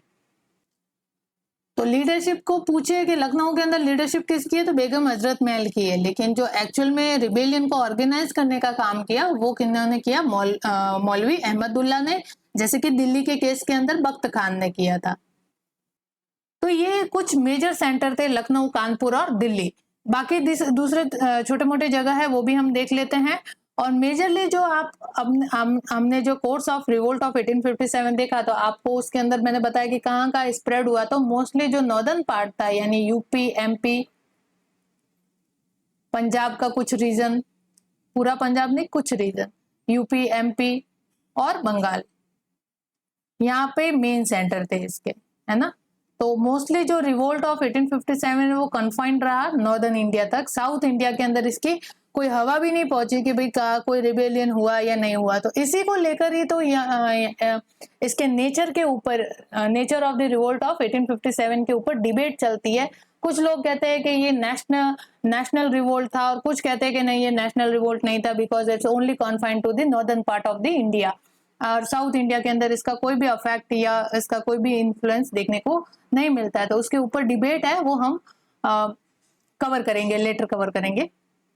अभी हम यहाँ पे सेंटर, लीडरशिप और British official who suppress the revolt देख रहे हैं। फिर आ जाते हैं बरेली के अंदर। बरेली के अंदर जो लीडरशिप थी वो खान बहादुर खान की थी, और यहाँ पे भी सर कॉलिन कैम्पबेल थे, उन्होंने रिबेलियन को सप्रेस करने के अंदर सक्सेसफुल रहे। इलाहाबाद और बनारस वाले रीजन के अंदर मौलवी लियाकत अली जो थे वो लीडरशिप प्रोवाइड करवा रहे थे, और कर्नल ऑनसेल जो थे उन्होंने इलाहाबाद और बनारस को कैप्चर करके ब्रिटिश अथॉरिटी को वहां पे रीस्टेब्लिश करने के अंदर सक्सेसफुल रहे। तो लखनऊ में बेगम हजरत महल और सर कॉलिन कैम्पबेल, आपके कानपुर के अंदर नाना साहेब, तात्या टोपे और सर कॉलिन कैम्पबेल। दिल्ली के अंदर आपके लीडरशिप किसकी? बहादुर शाह सेकेंड प्लस बख्त खान की, और सप्रेस करने वाले ब्रिटिश ऑफिसर हडसन और निकोलसन। ठीक है। बरेली के अंदर Khan Bahadur Khan, sir Colin Campbell. Allahabad और बनारस के अंदर मौलवी लियाकत अली और कर्नल ऑनसेल। Now next centre is Jhansi and Gwalior, and very famous revolt and fight of Rani Lakshmibai against the British official. यहाँ पे भी सेम चीज क्या हुई कि जो मेन इश्यू यहाँ पे ये हुआ कि झांसी को अनेक्सेशन करने की प्रोसेस चलने लगी। जो कॉन्स्पायरेसी है कि झांसी को अनेक्स किया जाए और ब्रिटिश डोमिनियन के अंदर मर्ज कर दिया जाए, ये कॉन्स्पायरेसी यहाँ पे चलने लगी। कैसे कि जो रानी लक्ष्मीबाई थी, जो 20 इयर्स ओल्ड थी, उनके ये पति जो थे गंगाधर राव, उनकी डेथ हो जाती है और उनके जो दत्तक पुत्र है उसको यहाँ पे अडॉप्टेड हेयर, दत्तक पुत्र का मतलब अडॉप्टेड हेयर जो है उनको गद्दी पे बिठाने को होता है। भाई इंडिया में यही कल्चर है कि जो पिताजी है वो अगर मर जाते तो उनका जो भी ज्येष्ठ पुत्र होता है या जो सबसे एल्डर सन होता है वो गद्दी को असेंड करता है, थ्रोन को असेंड करता है। तो रानी लक्ष्मीबाई की कोई संतान नहीं थी, उन्होंने एक जो पुत्र है वो अडॉप्ट किया था। तो उसको यहाँ पे जो थ्रोन है उसको असेंड करने से ब्रिटिश ऑफिशियल जो है मना कर देते हैं और प्रपोजल पास करते हैं for the annexation of Jhansi. उसके अगेंस्ट ही रानी लक्ष्मीबाई जो है वो झांसी के अंदर ब्रिटिश ऑफिशियल के साथ फाइट करती है और फाइट करने के साथ झांसी के अंदर युद्ध होता है और उसकी कमांडरशिप ही जनरल हग रोज के पास ही होती है। तो झांसी के अंदर रानी लक्ष्मीबाई और वर्सेस हग रोज, इन दोनों के बीच में फाइट होती है। लेकिन यहाँ पे रानी लक्ष्मीबाई जो है वो डिफीट फेस करती है और रानी लक्ष्मीबाई झांसी छोड़ के किस तरफ चली जाती है? ग्वालियर की तरफ।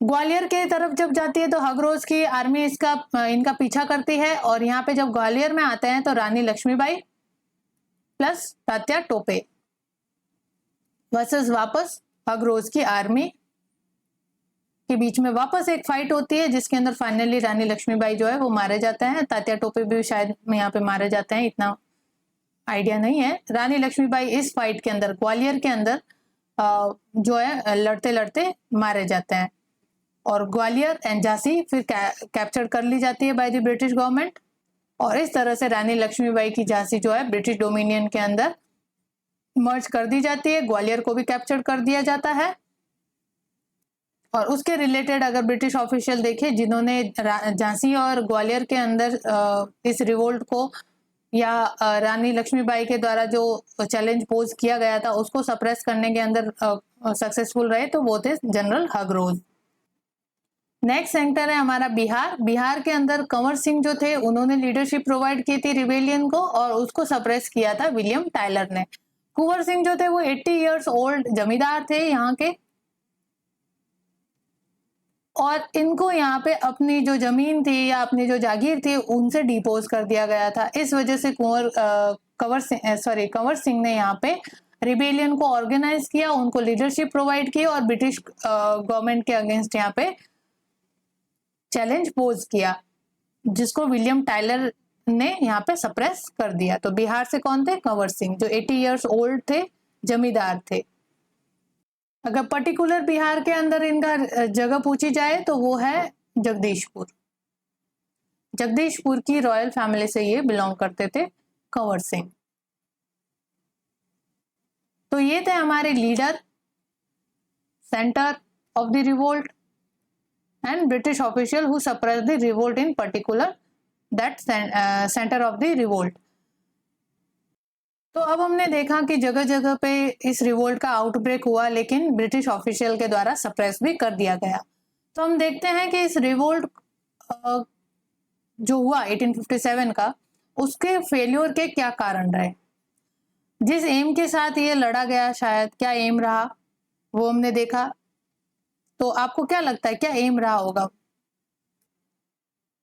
तो क्या कारण रहे, क्या लीडर एम इनका डेफिनेट नहीं था, क्या इनको जो लीडरशिप प्रोवाइड हुई वो एफिशिएंट नहीं थी, या इनकी जो प्लानिंग थी वो किस तरह की रही, इस वजह से इन्होंने जो फेल्योर है वो फेस किया। तो ये सब कारण हम देखेंगे। That is the cause of the failure of the revolt of 1857।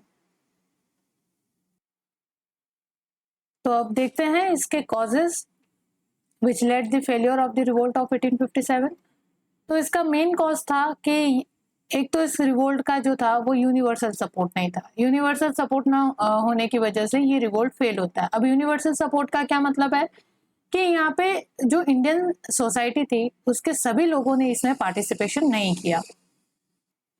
जो वेरियस सेक्शन थे सोसाइटी के वो इस रिवोल्ट से एलिनेटेड रहते हैं या दूर रहते हैं, जैसे कि जमींदार हो गए, प्रिंसेस हो गए, मर्चेंट्स हो गए, इंटेलिजेंसिया, इन सब ने यहाँ पे रिवोल्ट में पार्टिसिपेट नहीं किया बिकॉज देवर, जैसे जमींदारों की बात करें तो जमींदार जो थे उनकी लेविश लाइफ का कारण भी कौन थे? ब्रिटिश लोग। तो ब्रिटिश लोगों ने जमींदारों को कंप्लीट लैंड की प्रॉपर्टी राइट दे दिया, लैंड के प्रॉपर्टी राइट दिए हुए थे, और जो जमींदारों का सोशल स्टेटस जनरेट हुआ था और लेविश लाइफ जो वो जी रहे थे, वो सब किन की वजह से थे? ब्रिटिश लोगों की वजह से। इस वजह से जमींदार जो थे वो मोस्टली यहाँ पे ब्रिटिश लोगों के सपोर्ट में रहते हैं। तो जब हम देखेंगे कि जमींदार जो थे उनके प्रति आफ्टर द रिवोल्ट इनका क्या एटीट्यूड रहता है ब्रिटिश लोगों का, बिकॉज रिवोल्ट खत्म होने के बाद ब्रिटिश लोग जो जो कारण रहे उनके प्रति किस तरह का एटीट्यूड अपनाते हैं, वो हम आगे कवर करेंगे। तो जमींदारों को हमेशा कंसिडर किया गया कि ये बैकस्ट्रॉम रहे। अगर जमींदार जैसे लोग इनके सपोर्ट में नहीं होते तो ये रिवोल्ट हो सकता था कि ब्रिटिश सत्ता को यहाँ से अपरूट कर दे।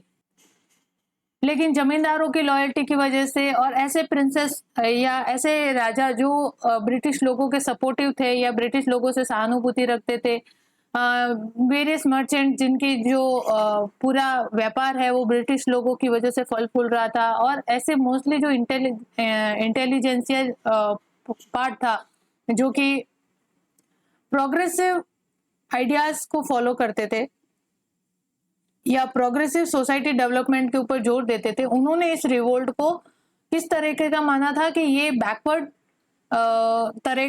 नेचर का रिवोल्ट है, बिकॉज ये फ्यूडलिज्म और जो रिवाइवल कैरेक्टर है उसको रिप्रेजेंट करता है। रिवाइवल कैरेक्टर यानी कि जो ओल्ड रिजिम है उसको रिस्टेब्लिश करना है, यानी ओल्ड रिजिम के अंदर क्या चीज थी? फ्यूडलिज्म, और वी कैन से कि जो मोनार्की है इस तरह के सिस्टम को वापस एस्टेब्लिश करने की कोशिश कर रहे हैं, क्योंकि इन्होंने अपने लीडर जो था किसको बनाया था? बहादुर शाह सेकंड को, जो कि मुगल एम्परर था। यानी कि ऐसे ये चीज जो है बहादुर शाह सेकंड को अपना पॉलिटिकल लीडर बनाना क्या शो करता है कि जो ओल्ड रिजिम थी, जो मुगल एम्पायर था, उसको ये वापस रीएस्टेब्लिश करना है। तो ये रिवाइवलिस्ट इन नेचर है और फ्यूडलिज्म को सपोर्ट कर रहे हैं। प्रोग्रेसिव नेचर का नहीं होने की वजह से जो मोस्टली जो इंटेलिजेंसिया वाला सोसाइटी का सैंक्शन था वो इस रिवोल्ट से एलिनेटेड रहते हैं।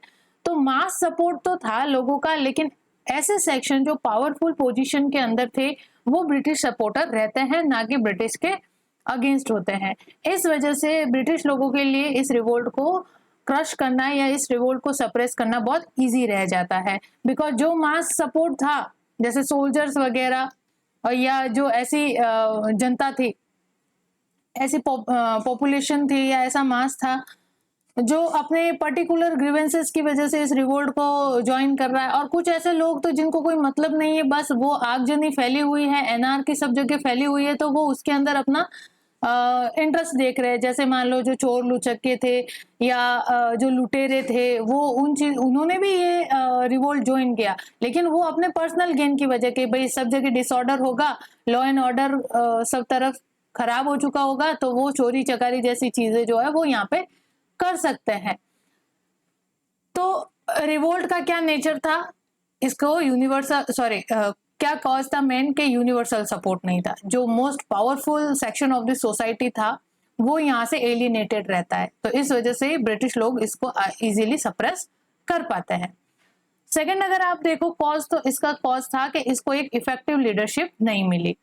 रिवोल्ट को इफेक्टिव लीडरशिप नहीं होने की वजह से यहाँ पे क्रश करना बहुत इजी हो जाता है, और इफेक्टिव लीडरशिप के कमी की वजह से या इफेक्टिव लीडरशिप के ना होने के कारण जो स्ट्रेंथ और एनर्जी थी इन सोल्जर्स की या इन इंसर्जेंट्स की या इन रिबेल्स की, वो प्रॉपर तरीके से चैनलाइज नहीं हो पाई, और चैनलाइज नहीं हो पाने के कारण ये जो प्रोटेस्ट था ये डिसऑर्गेनाइज रहा और डायरेक्शन लेस रहा।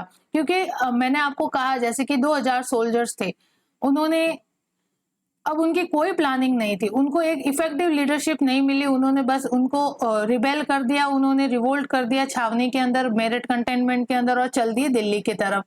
लेकिन दिल्ली जाने के बाद क्या, देवर इन कंफ्यूजन स्टेट कि अब करे तो करे क्या। तो उनको सामने कुछ नहीं दिख रहा था कि आगे किस तरीके का हम कदम उठाए या आगे किस तरह की स्ट्रेटजी हम अपनाए, सो दैट कि एक जो हमारा एम है ब्रिटिश कॉलोनियल रूल को यहाँ से अप्रूव करने का या फिरंगी लोगों को इंडिया से भगाने का, वो फुलफिल हो सके।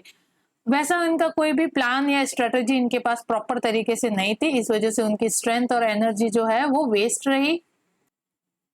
और दिल्ली जाने के बाद भी उन्हें जब समझ में नहीं आया तो उन्होंने जो पुराना लीडर था उनका, जैसे मुगल एम्परर था, उसी को, या जो पुरानी रिजिम के अंदर वो जी रहे थे, उसी को अपना वापस लीडर बना दिया। तो इससे इसका प्रोग्रेसिव नेचर नहीं होने की वजह से जो इंटेलिजेंसिया वाला सेक्शन है सोसाइटी का, वो इससे एलिनेटेड रहता है। इफेक्टिव लीडरशिप नहीं थी। यहाँ पे कानपुर में नाना साहेब का अपना अलग इंटरेस्ट था, भाई उसको पेंशन देना बंद कर दिया था, इसलिए उसने वहां पे रिवोल्ट किया। हजरत महल थी बेगम जो लखनऊ के अंदर रिबेलियंस को लीडरशिप प्रोवाइड कर रही थी, तो उसका अपना इंटरेस्ट था। तो यहाँ पे जितने भी section, different section of the society जिन्होंने इस रिवोल्ट को ज्वाइन किया, they join with their different motives and interest. ठीक है, they join with their different motives and interest. सबका एक मोटिव नहीं था जिसके लिए वो लड़े। फॉर एग्जाम्पल, अगर उनका एक मोटिव रहता कि भाई फिरंगी लोगों को या जो कॉलोनियल रूल है उसको यहाँ से डिसमेंटल करना या अप्रूट करना, वो इनका कॉमन अगर एक एम होता, तो हो सकता था ये रिवोल्ट सीरियस चैलेंज पोज करता, या हो सकता था कि ये रिवोल्ट ऑफ 1857 जो है ये ट्रू नेशनल रिवोल्ट कहलाता और ब्रिटिश एम्पायर इस रिवोल्ट के साथ ही यहाँ से भारत से खत्म हो जाता। लेकिन ऐसा नहीं हुआ, because there were no centre aim और there were no common motives and interest. All leader and all rebellions join this revolt with their different motives and interest। तो इस वजह से जो भी इन रिबेलियंस की या जो ये पार्टिसिपेंट्स जो थे, उनका जो वेलोर है, उनका जो विग्रस है या एंथुजियाज्म है, वो प्रॉपर तरीके से चैनलाइज नहीं हो पाया, टोटली शटर डाउन हो गया और उसके साथ उनको कोई भी चीज की प्राप्ति नहीं हो पाई। फाइनली हमने देखा जगह जगह के किस तरह से जो इफेक्टिव लीडरशिप थी ब्रिटिश लोगों की, उन्होंने रिवोल्ट को 1857 को क्रश करने में या सप्रेस करने में सफलता हासिल की। तो इफेक्टिव लीडरशिप रिबेलियन की ना होने की वजह से और इफेक्टिव लीडरशिप ब्रिटिश गवर्नमेंट की होने की वजह से ये रिवोल्ट सप्रेस होता है। बिकॉज आप देखो तो एक से एक जो मिलिट्री कमांडर था, जैसे कॉलिन कैंपबेल है, हग रोज है या निकोलसन है, ये बहुत इफेक्टिव और फियरलेस मिलिट्री कमांडर थे जिन्होंने बहुत ही इफेक्टिव तरीके से और बहुत ही उम्दा तरीके से इस रिवोल्ट को सप्रेस किया। तो इस वजह से ये रिवोल्ट जो है वो अनसक्सेसफुल रहता है। तो यहाँ पे इफेक्टिव लीडरशिप ना होना, यूनिवर्सल सपोर्ट नहीं मिलना, और साथ ही क्या होता है, जिन पार्टिसिपेंट्स ने इस रिवोल्ट को ज्वाइन किया उनका कोई कॉमन एम नहीं था, बल्कि उनके डिफरेंट मोटिव्स और डिफरेंट इंटरेस्ट थे। नेक्स्ट यहाँ पे हम देखते हैं कि क्या था एक रिवोल्ट के फेलियर का कॉज, तो हुआ था पुअरली ऑर्गेनाइज्ड। रिवोल्ट जब ये आउटब्रेक हुआ तो इसके अंदर जो पार्टिसिपेंट थे या जो इंसर्जेंट्स थे या रिबेलियंस थे, उनके पास प्रॉपर स्ट्रेटजी नहीं थी, पुअर स्ट्रेटजी थी। कोई पर्टिकुलर इनके पास प्लान नहीं था कि इस प्लान से हमें चलना है, ठीक है, स्टेप बाय स्टेप ये वर्क करना है। प्रॉपर स्ट्रेटजी नहीं थी इनके पास और वेल प्लान नहीं था, और एक कहते हैं ना फॉर्मुलेटेड प्रोग्राम की प्लानिंग इनके पास नहीं थी। तो इस वजह से जहां पे भी इनका मन कर रहा था वहां पे ये अटैक कर रहे थे, ब्रिटिश आर्मी पे अटैक कर रहे थे। और जो मोस्ट ऑफ द टाइम अगर इन इंसर्जेंट्स को आप देखोगे उस समय वेरियस जो हिस्ट्री के रिकॉर्ड्स है वहां पे एविडेंस मिलते हैं, या जो पर्टिकुलर उस समय जो भी ब्रिटिश ऑफिशियल रहे थे उन्होंने अपने एविडेंस के रूप में या विटनेस के रूप में उन्होंने अपने अकाउंट्स में लिखा है कि मोस्ट ऑफ द टाइम जितने भी जो ये मॉब थी, जो पब्लिक थी, वो इस तरह से बिहेव कर रही थी जैसे वो अनडिसिप्लिन मॉब हो। तो यहाँ पे डिसिप्लिन की कमी देखी गई, कोई भी वेल प्लान तरीके से नहीं चल रहा था, किसी लीडरशिप को फॉलो नहीं कर रहे थे लोग, अपनी मर्जी पड़े जहां पे ये अटैक कर रहे थे, लूट मचा रहे थे। ठीक है, कुछ लोग तो यहाँ पे इस लॉ एंड ऑर्डर के डिस्टरबेंस के अंदर अपना फायदा देख रहे थे, जैसे लूट जैसी चीजें, चोरी जैसी चीजें ये यहाँ पे कर रहे थे। तो मोस्ट ऑफ टाइम तो इस मॉब या इस इंसर्जेंट्स को ऐसे अनरूली मॉब के रूप में ही देखा गया। तो डिसिप्लिन की कमी थी और पुअरली ऑर्गेनाइज होने की वजह से ये रिवोल्ट जो है इजीली सप्रेस कर दिया जाता है। तो बेसिकली यहाँ पे स्ट्रेटेजी की कमी रहती है और प्रॉपर प्लान ना होने की वजह से यहाँ पे ये रिवोल्ट अनसक्सेसफुल रहता है। तो poorly organized in character. Next अगर देखो तो रिवोल्ट का जो है वो रेट्रोग्रेसिव कैरेक्टर था। रेट्रोग्रेसिव का मतलब जो है हिंदी में कहते हैं प्रतिगामी। प्रतिगामी कैरेक्टर का मतलब जो ओल्ड चीजें हैं, जैसे हमने सोशल रिलीजियस रिफॉर्म में बात की कि रिवाइवल इन नेचर है, रिवाइवल करना चाहते हैं पुराने ओल्ड रिजिम को। तो यहाँ पे भी ये रेट्रोग्रेसिव था, इनके पास प्रोग्रेसिव जो एलिमेंट है वो नहीं था, या वी कैन से कि मॉडर्न आउटलुक इन इंसर्जेंट्स के पास नहीं था, या जो रेट्रोग्रेसिव कैरेक्टर इन्होंने अपनाया उस वजह से ये रिवोल्ट अनसक्सेसफुल रहा। रेट्रोग्रेसिव होने की वजह से ये यहाँ पे सपोर्ट करते हैं फ्यूडलिज्म को, मिडाइवलिज्म को, और इस वजह से यहाँ पे जो इंटेलिजेंसिया या जो प्रोग्रेसिव थॉट रखने वाली सोसाइटी का सेक्शन जो था वो इससे एलियनेटेड रहता है। तो इस वजह से इसको यूनिवर्सल सपोर्ट नहीं मिल पाता है। और फ्यूडलिज्म और मिडाइवलिज्म को ये सपोर्ट करते हैं, या वी कैन से कि रेट्रोग्रेसिव था, इनके पास मॉडर्न साइंस एंड जो प्रोग्रेसिव आइडियाज थे, जो मॉडर्न प्रोग्रेसिव आइडियाज थे उनके यहाँ पे कमी होने की वजह से ये इजीली सप्रेस कर दिया जाता है। नेक्स्ट यहाँ पे टेक्नोलॉजी का यूज, जहां पे एक तरफ ब्रिटिश लोग मॉडर्न साइंस एंड टेक्नोलॉजी का यूज कर रहे थे, उसी जगह पे यहाँ पे जो इंसर्जेंट्स थे या जो ये रिबेलियंस थे ये किस तरह का टेक्नोलॉजी यूज कर रहे थे in the warfare, old technology use कर रहे थे। तो ब्रिटिश लोगों ने यहाँ पे सुपीरियर आर्म्स या जो एडवांस मॉडर्न वेपन है उनका यूज किया टू सप्रेस दिस रिवोल्ट, और उसके अगेंस्ट जो इंसर्जेंट्स थे उन्होंने ओल्ड फैशन वेपन का यूज किया। इस वजह से भी ये जो लड़ाई है वो बराबर की नहीं हुई, और यहाँ पे ओल्ड फैशन वेपन यूज करने की वजह से ये यहाँ पे पीछे रह जाते हैं और ब्रिटिश लोग इनको इजीली सप्रेस कर देते हैं। फिर इन्होंने ब्रिटिश लोगों ने यहाँ पे जो साइंटिफिक डेवलपमेंट उन्होंने किए थे, जैसे कि रेलवे, टेलीग्राम, इन सब का अच्छे तरीके से यूटिलाइज किया। यानी कि वी कैन से कि उन्होंने जो कम्युनिकेशन नेटवर्क था उसका अच्छे तरीके से यूटिलाइजेशन किया, और इनको जो जैसे मान लो कि अटैक होने वाला है किसी जगह पे, इनको लगा कि यहाँ पे अटैक होने वाला है, तो वहां पे जो कोई भी रेजिडेंट या ब्रिटिश ऑफिशियल नियुक्त था वो इजीली इन टेलीग्राम के थ्रू अपने जो री आर्मी है उसको मैसेज भेज दिया करता था, या जो अपना हेड क्वार्टर है उसको मैसेज भेज दिया करता था कि यहाँ पे रिवोल्ट होने की संभावना है या अटैक होने की पॉसिबिलिटी है। तो इस वजह से क्या होता था कि फास्ट तरीके से, स्पीडी तौर पे यहाँ पे फास्ट तरीके से जो री आर्मी है या जो रिलीफ आर्मी है वो जल्दी यहाँ पे आ जाया करती थी। इसकी वजह से वहां पे आर्मी या सोल्जर्स की कमी नहीं होती थी, और इन केस अटैक होता था तो इजीली उसको यहाँ पे टैकल किया जाता था। तो जो कम्युनिकेशन के नेटवर्क थे उसका प्रॉपर तरीके से यूटिलाइज किया गया, और modern and advance superior arms का यूज किया गया, और प्रॉपर कम्युनिकेशन मींस यूज करे, जैसे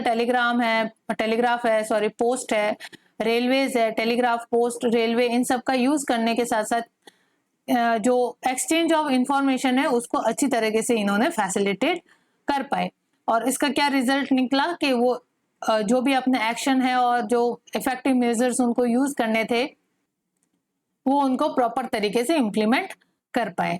इस वजह से वो जितने भी सेंटर ऑफ द रिवोल्ट थे उनको इजीली यहाँ पे अपने कंट्रोल में ला पाए।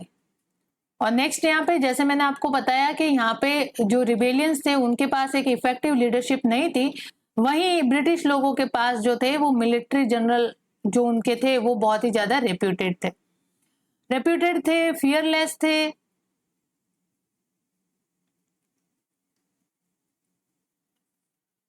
पीएलएस, गैसियस और इंटरप्ट जो लीडर थे वो ब्रिटिश लोगों के पास हुआ करते थे।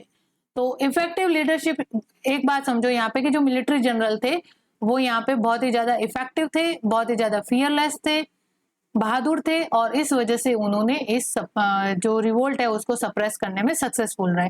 अब आप कहोगे कि नहीं, जो इंसर्जेंट्स थे या जो रिबेलियंस थे वो भी यहाँ पे बहादुर थे। वो बहादुर थे लेकिन उनके पास प्रॉपर स्ट्रेटजी और प्रॉपर प्लान नहीं था।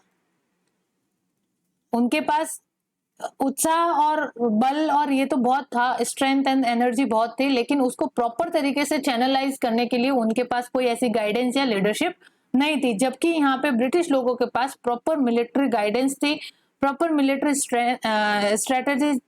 स्ट्रेटजी थी, जिन्होंने इनकी एनर्जी और जो इनके मिलिट्री कमांडर की जो एनर्जी और स्ट्रेंथ है उसको प्रॉपर तरीके से चैनलाइज करने में हेल्प की, और इस वजह से ये ब्रिटिश लोग जो है इन इंसर्जेंट्स पे कंट्रोल करने में सक्सेसफुल रहे, और फाइनली रिवोल्ट ऑफ 1857 को क्रश करने में भी सक्सेसफुल रहे। तो ये कॉजेस थे जिनको हमने देखा कि जिन्होंने रोल प्ले किया in the failure of revolt of 1857। अब हम देख लेते हैं nature of the revolt of 1857। Nature यानी प्रकृति। तो क्या नेचर रहा इस रिवोल्ट का? ये रिवोल्ट जो था एक म्यूटिनी के रूप में स्टार्ट हुआ, यानी सैनिक विद्रोह के रूप में ये स्टार्ट हुआ। लेकिन ये सिर्फ एक सैनिक विद्रोह ही ना रह के इसने एक पॉपुलर कैरेक्टर गेन किया, और ये मूवमेंट जो है एक मास मूवमेंट के अंदर कन्वर्ट हुआ, और later as a civil disturbance के रूप में ये देखने को मिलता है। म्यूटिनी से शुरू होकर सिविल डिस्टर्बेंस के रूप में देखने को मिलता है, और ये फिर म्यूटिनी से चलकर ये एक जनरल रिवोल्ट के रूप में हर एरिया के अंदर देखने को मिलता है। तो पहला इसका नेचर क्या हो जाता है? सैनिक विद्रोह के रूप में स्टार्ट होता है, लेकिन ये एक पॉपुलर कैरेक्टर गेन करने के साथ जनरल रिवोल्ट या मास रिवोल्ट के अंदर बदल जाता है, और ये बहुत सारे एरिया के अंदर ये आपको देखने को मिलता है। देन यहाँ पे ये जो रिवोल्ट था ये एक रिएक्शन था अगेंस्ट द कॉलोनियल पॉलिसीज। जो पॉलिसीज हम देखते आए हैं कि इकोनॉमिक पॉलिसी जो ब्रिटिश लोगों ने यहाँ इंट्रोड्यूस की थी, एडमिनिस्ट्रेटिव, तो जो कॉलोनियल पॉलिसी इंट्रोड्यूस की गई थी bye the British government over the Indian society, उसकी वजह से बहुत सारे लोग जो थे वो अपने जॉब से यहाँ पे डिप्राइव्ड हो जाते हैं, अनएम्प्लॉयड हो जाते हैं, और वो फेस करते हैं पॉवर्टी और मिजरी। तो मिजरेबल कंडीशन उनकी होने की वजह से, ब्रिटिश पॉलिसी के इंट्रोडक्शन की वजह से उनकी मिजरेबल कंडीशन हो जाती है और अनएम्प्लॉयड हो जाते हैं लोग। वो सब यहाँ पे अपना एजिटेशन और अपने ग्रीवेंसेस शो करते हैं। तो वी कैन से कि ये एक रिएक्शन था इंडियन सोसाइटी का या इंडियन मास का अगेंस्ट द ब्रिटिश या कॉलोनियल पॉलिसी। तो हमने लैंड रेवेन्यू सेटलमेंट की बात की है जो बहुत ही ऑप्रेसिव नेचर का था, और भी सारी पॉलिसीज जो ऑप्रेसिव नेचर की थी और जिसने इंडियन सोसाइटी के लिए मिजरेबल कंडीशन प्रोड्यूस करने में रोल निभाया। उन सारे चीजों की वजह से यहाँ पे ब्रिटिश गवर्नमेंट के अगेन या कॉलोनियल पॉलिसी के अगेन ये रिएक्शन इस रिवोल्ट के रूप में देखने को मिलता है। Then this revolt was a political act. ये जो रिवोल्ट था, रिवोल्ट ऑफ 1857, ये एक पॉलिटिकल एक्ट था। पॉलिटिकल एक्ट कैसे कि यहाँ पे जो ब्रिटिश सत्ता थी या जो कॉलोनियल रूल था उसको यहाँ पे डिसमेंटल करना इसका एम था, या फिर इस जो कॉलोनियल रूल की वजह से जो ये इंडियन सोसाइटी के लिए मिजरेबल कंडीशन अराइज हुई थी उसके अगेंस्ट यहाँ पे लोग जो थे वो ब्रिटिश गवर्नमेंट को अप्रूव करना चाहते थे,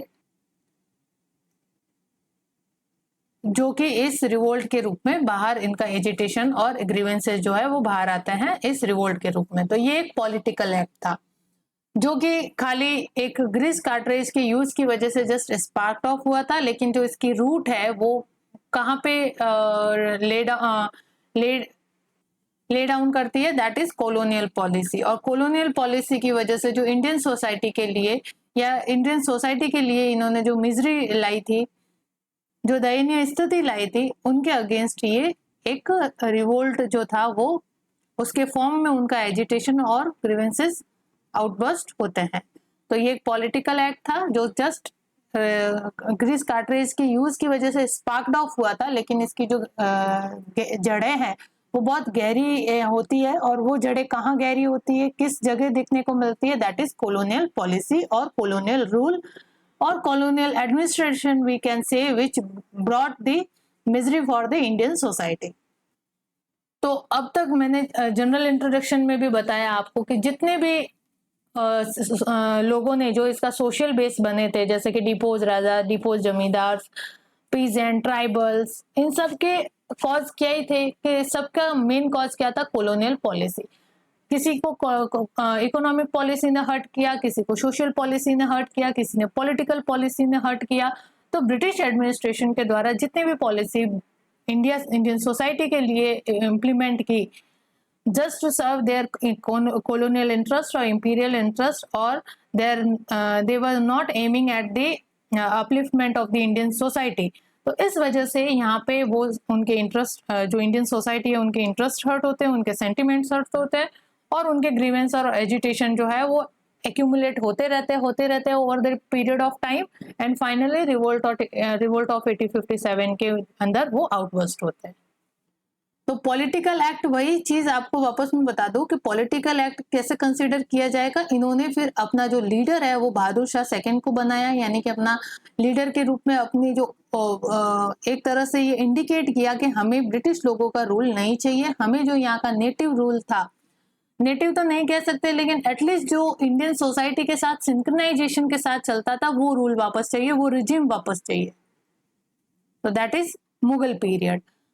और because of the totally alien character of the British rule, they can't accept the British rule। इस वजह से उन्होंने फिर मुगल जो रिजिम थी उसको अपनाना ज्यादा बेटर समझा, बिकॉज मुगल जो रिजिम थी वो इंडियन सोसाइटी के साथ कॉर्पोरेट करके चलती थी, या वी कैन से कि मर्ज होके चलती थी, जबकि जो ब्रिटिश रूल का कैरेक्टर था या ब्रिटिश एडमिनिस्ट्रेशन का कैरेक्टर था वो टोटली एलियन कैरेक्टर था, पूरा ही विदेशी या विजातीय कैरेक्टर का ये था। इस वजह से वो कभी भी अपने सेंटिमेंट्स जो है वो ब्रिटिश गवर्नमेंट के साथ लोग जोड़ ही नहीं पाए, सिंक ही नहीं कर पाए इस वजह से। तो ये एक पॉलिटिकल एक्ट था, ये एक रिएक्शन था मास इंडियन सोसाइटी का अगेंस्ट द कॉलोनियल पॉलिसी। ये एक म्यूटिनी थी, लेकिन बाद में इसने पॉपुलर कैरेक्टर गेन किया और एक जनरल रिवोल्ट के रूप में सामने आया। नेक्स्ट अगर हम इसका नेचर देखें तो the revolt was not all India character. हमने वैसे भी देखा, जब हमने कोर्स ऑफ द रिवोल्ट पढ़ा तब हमने सेंटर देखे, तो सेंटर मोस्टली कहाँ थे, नॉर्दर्न इंडिया में। जो नॉर्दर्न पार्ट है इंडिया का वही इससे अफेक्टेड हुआ था। बाकी अगर रेस्ट ऑफ द साउथ देखो तो वो टोटली इससे अनइन्फ्लुएंस रहा था, अनअफेक्टेड रहा था, और mostly whole south was remain quiet. तो ऑल इंडिया कैरेक्टर ना होने की वजह से इसको एक नेशनल रिवोल्ट भी हम नहीं कह सकते। लेकिन कई हिस्टोरियंस ने इसको नेशनल रिवोल्ट इसलिए कहा है कि इसने एक सेंटिमेंट अराइज किया, that is the nationalism. Nationalism का सेंटिमेंट जो है यहाँ से एटलीस्ट अराइज होता है। लोग जो है वो फॉरेन रूल के अगेंस्ट या कॉलोनियल रूल के अगेंस्ट एटलीस्ट खड़े तो होते हैं, मोबिलाइज तो होते हैं। तो इस वजह से कुछ हिस्टोरियन इसको नेशनल रिवोल्ट कहते हैं, और कुछ मानते हैं कि इसका ऑल इंडिया कैरेक्टर नहीं था, सारे जो इंडियन सोसाइटी के सेक्शन है उन्होंने इसको ज्वाइन नहीं किया था, तो इस वजह से ये रिवोल्ट जो है नेशनल रिवोल्ट नहीं है। तो that is the matter of debate, we will cover later. अब यहाँ पे फिलहाल हम देखते हैं नेचर। तो नेचर क्या है इसका कि ऑल इंडिया कैरेक्टर का नहीं था। कैसे नहीं था, जो various section of the society है उसमें से मेजर जो पावरफुल सोसाइटी है या जो major section of the society was remain alienated.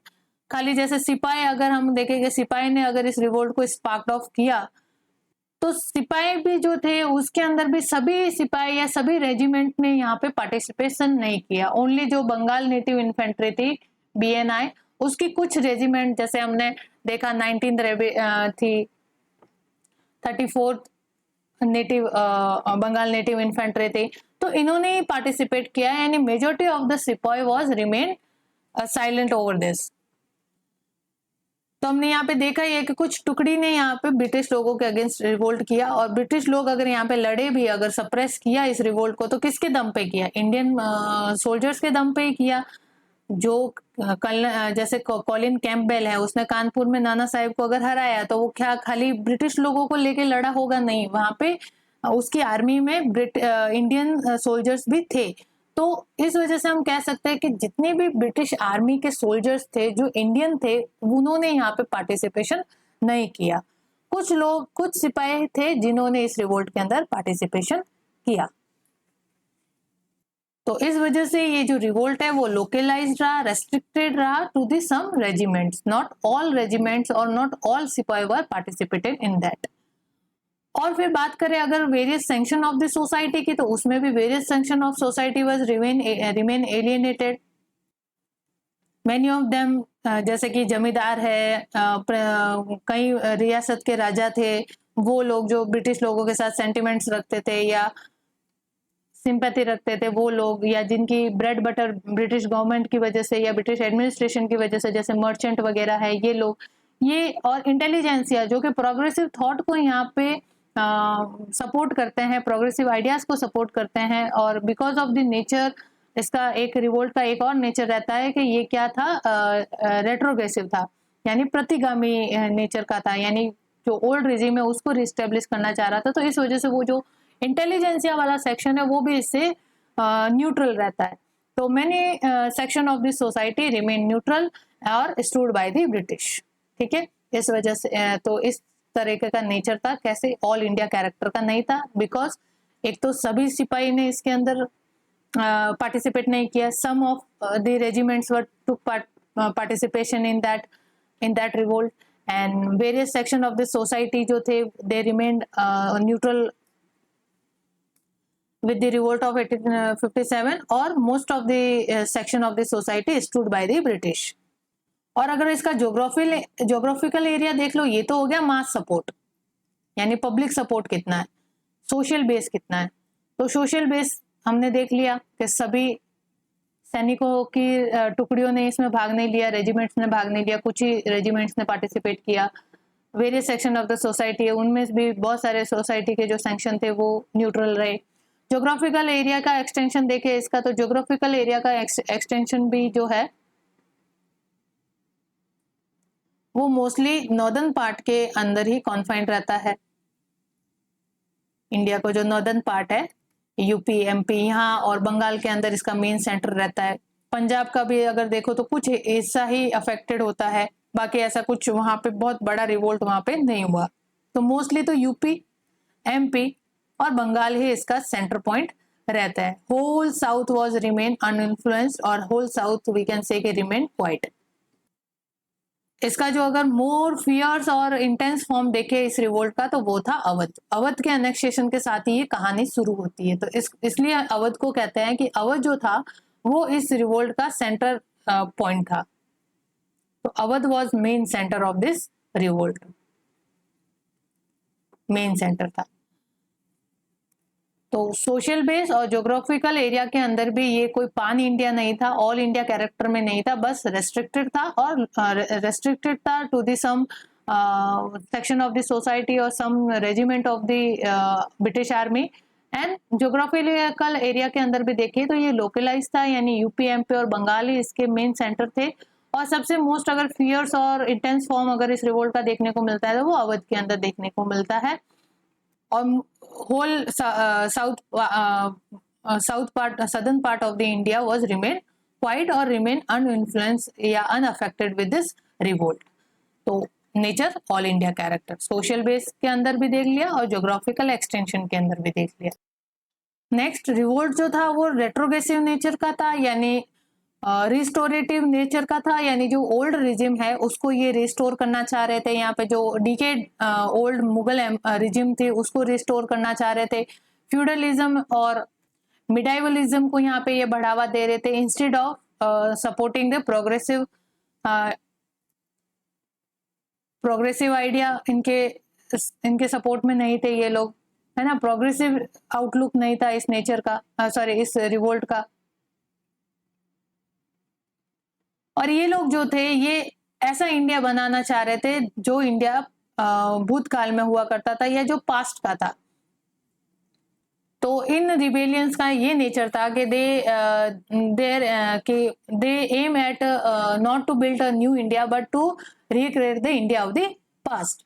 तो ये जो पास्ट का इंडिया था उसको रिक्रिएट करना चाह रहे थे instead of building a new India, that is progressive outlook के साथ।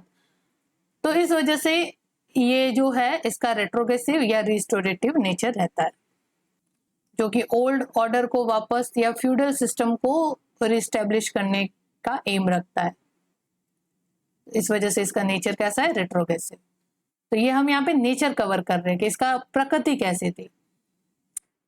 नेक्स्ट है यहाँ पे, ये एक ऑर्गेनाइज्ड नेशनल मूवमेंट नहीं था।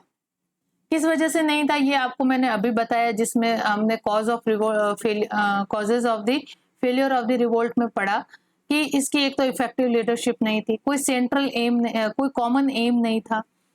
सेंट्रल लीडरशिप नहीं होने की वजह से जो इनके एनर्जी और जो स्ट्रेंथ थी वो प्रॉपर तरीके से चैनलाइज नहीं हो पाई।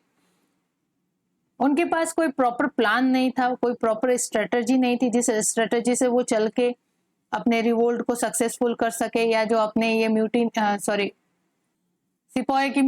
सिपाही लोगों की म्यूटिनी और मास लोगों का एक जनरल जो रिवोल्ट था उसको ये सक्सेसफुल कर सके against the British rule, because ये ऑर्गेनाइज कैरेक्टर का नहीं था। जो ये ऑर्गेनाइज नेशनल मूवमेंट इसका कैरेक्टर नहीं था या इसका नेचर नहीं था। तो ये सब कारण, जैसे प्लान नहीं है, कोई प्रॉपर स्ट्रेटजी नहीं है, इफेक्टिव सेंट्रल लीडरशिप नहीं होने की वजह से उनकी स्ट्रेंथ और जो एनर्जी है वो प्रॉपर चैनलाइज नहीं हो पाई, तो उनका जो वेलोर और एंथुसियाज्म था उसको फ्रूटिफाई नहीं कर पाए वो लोग। और जो यहाँ पे ब्रिटिश रूल का ओवरथ्रो करने का जो इनका सेंटिमेंट था या जो ये आइडिया था, ये फ्रीडम, लिबर्टी और नेशनलिज्म की भावना से ओतप्रोत नहीं था, जो कि भाई हमें यहाँ पे से कॉलोनियल रूल को आउट करना है इंडिया से और या ओवरथ्रो करना है। ये इनका जो एम था, ये जस्ट अपने पर्सनल ग्रीवेंसेस की वजह से या पर्सनल जो इनके इंटरेस्ट हर्ट हुए थे पास्ट के अंदर ब्रिटिश कॉलोनियल पॉलिसी की वजह से वगैरह, उन इंटरेस्ट की वजह से या उन मोटिव्स की वजह से या जो पर्सनल उनके जो सेंटिमेंट्स थे वो हर्ट होने की वजह से इन्होंने ये कहा कि ब्रिटिश रूल को ओवरथ्रो करना है। जबकि इनका जो ये आइडिया था वो फ्रीडम यानी स्वतंत्रता, लिबर्टी और नेशनलिज्म यानी राष्ट्रवाद की भावना से ओतप्रोत नहीं था। और राष्ट्रवादी भावना या फिर जो स्वतंत्रता की भावना है कि देश को किसी फिरंगी या देश को किसी कॉलोनियल रूल से आजाद करवाए, ऐसी भावना से इनका कोई लेना देना यहाँ पे नहीं था। तो यानी एब्सेंस ऑफ नेशनलिज्म यहाँ पे देखने को मिलता है। और यहाँ पे जो लोगों ने पार्टिसिपेट किया वो उन्होंने किस वजह से पार्टिसिपेट किया, उनके अपने डिफरेंट मोटिव्स और इंटरेस्ट थे। तो different section of the society joined it with the varied motives. There was a absence of cohesion and unity of purpose. यहाँ तो हम देख सकते हैं कि सबके अलग अलग इंटरेस्ट है, सबके अलग अलग इंटरेस्ट है, तो वो सब के कोई कॉमन एम नहीं होने की वजह से, एम के अंदर यूनिटी नहीं होने की वजह से ये जो रिवोल्ट था इसको हम एक कह सकते हैं कि अनऑर्गेनाइज्ड मूवमेंट था और ये नेशनल मूवमेंट नहीं था। ना तो ये ऑर्गेनाइज्ड मूवमेंट था ना ही ये नेशनल मूवमेंट था। और जो इन रिबेल्स लोगों को इंस्पिरेशन जिससे ले रहे थे या जो रिबेल्स थे उनका इंस्पिरेशन कोई हाई आइडियलिज्म नहीं था, कोई इनकी कोई उच्च विचारधारा नहीं थी। उच्च विचारधारा का मतलब यहाँ पे देश को आज़ादी दी जाए, देश को जो ब्रिटिश रूल है या जो फॉरेन रूल है उससे स्वतंत्रता दी जाए, ऐसा इनका कोई हाई आइडियलिज्म नहीं था। सबका अपना अपना कॉमन हेटेड थी against the British operation. British operation जैसे पीजेंट लोग थे तो उनके जो लैंड रेवेन्यू ऑफिसर थे उनके अगेंस्ट उनका personal, because they were oppressor of the peasant, तो वो पीजेंट लोग उनसे हेटेड करते थे या उनसे घृणा रखते थे। ये ट्राइबल देख लो तो ट्राइबल पूरे ब्रिटिश गवर्नमेंट के अगेंस्ट यहाँ पे वो उनके ट्रेडिशनल कस्टम्स और ट्रेडिशनल राइट्स से उनको डिबार किया गया था बाय द वेरियस पॉलिसी, जैसे इकोनॉमिक पॉलिसी है, लैंड रेवेन्यू सिस्टम का इंट्रोडक्शन है या फॉरेस्ट एक्ट का पास करना है जिसके अंदर ट्राइबल्स के जो बेसिक राइट्स होते हैं ओवर द फॉरेस्ट वो उनसे डिबार कर दिया गया था। तो उनके यहाँ पे सबके अलग अलग पर्सनल ग्रीवेंसेस थे। जो कुछ जमींदार थे जो रेवेन्यू पे करने के अंदर असफल रहे तो उनको डिपोज कर दिया गया, तो वो वापस चाहते थे कि अपनी जो लूज की गई प्रॉपर्टी है वो रीगेन कर दे। तो सबके यहाँ पे अपने अलग अलग इंटरेस्ट थे।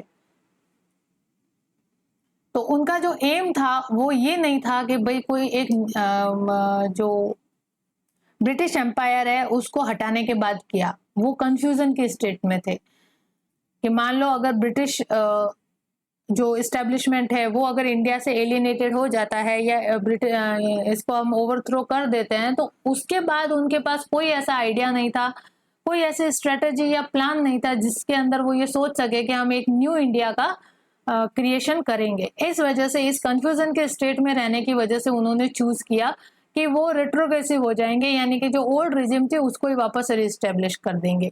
तो इस वजह से जो ये इंसर्जेंट थे या जो रिबेल्स थे, their aim was not to build a new India but to recreate the idea of the past, because उनके पास कोई प्लान ही नहीं था, ये जस्ट स्पार्क्ड ऑफ हुआ revolt because of the grease cartridge and then finally जिन जिन लोगों के अंदर एजिटेशन भरा हुआ था ब्रिटिश गवर्नमेंट के खिलाफ, उन्होंने सबने अपना हैंड ज्वाइन कर लिया और फिर यहाँ पे अटैक करने लगे उनके ऊपर।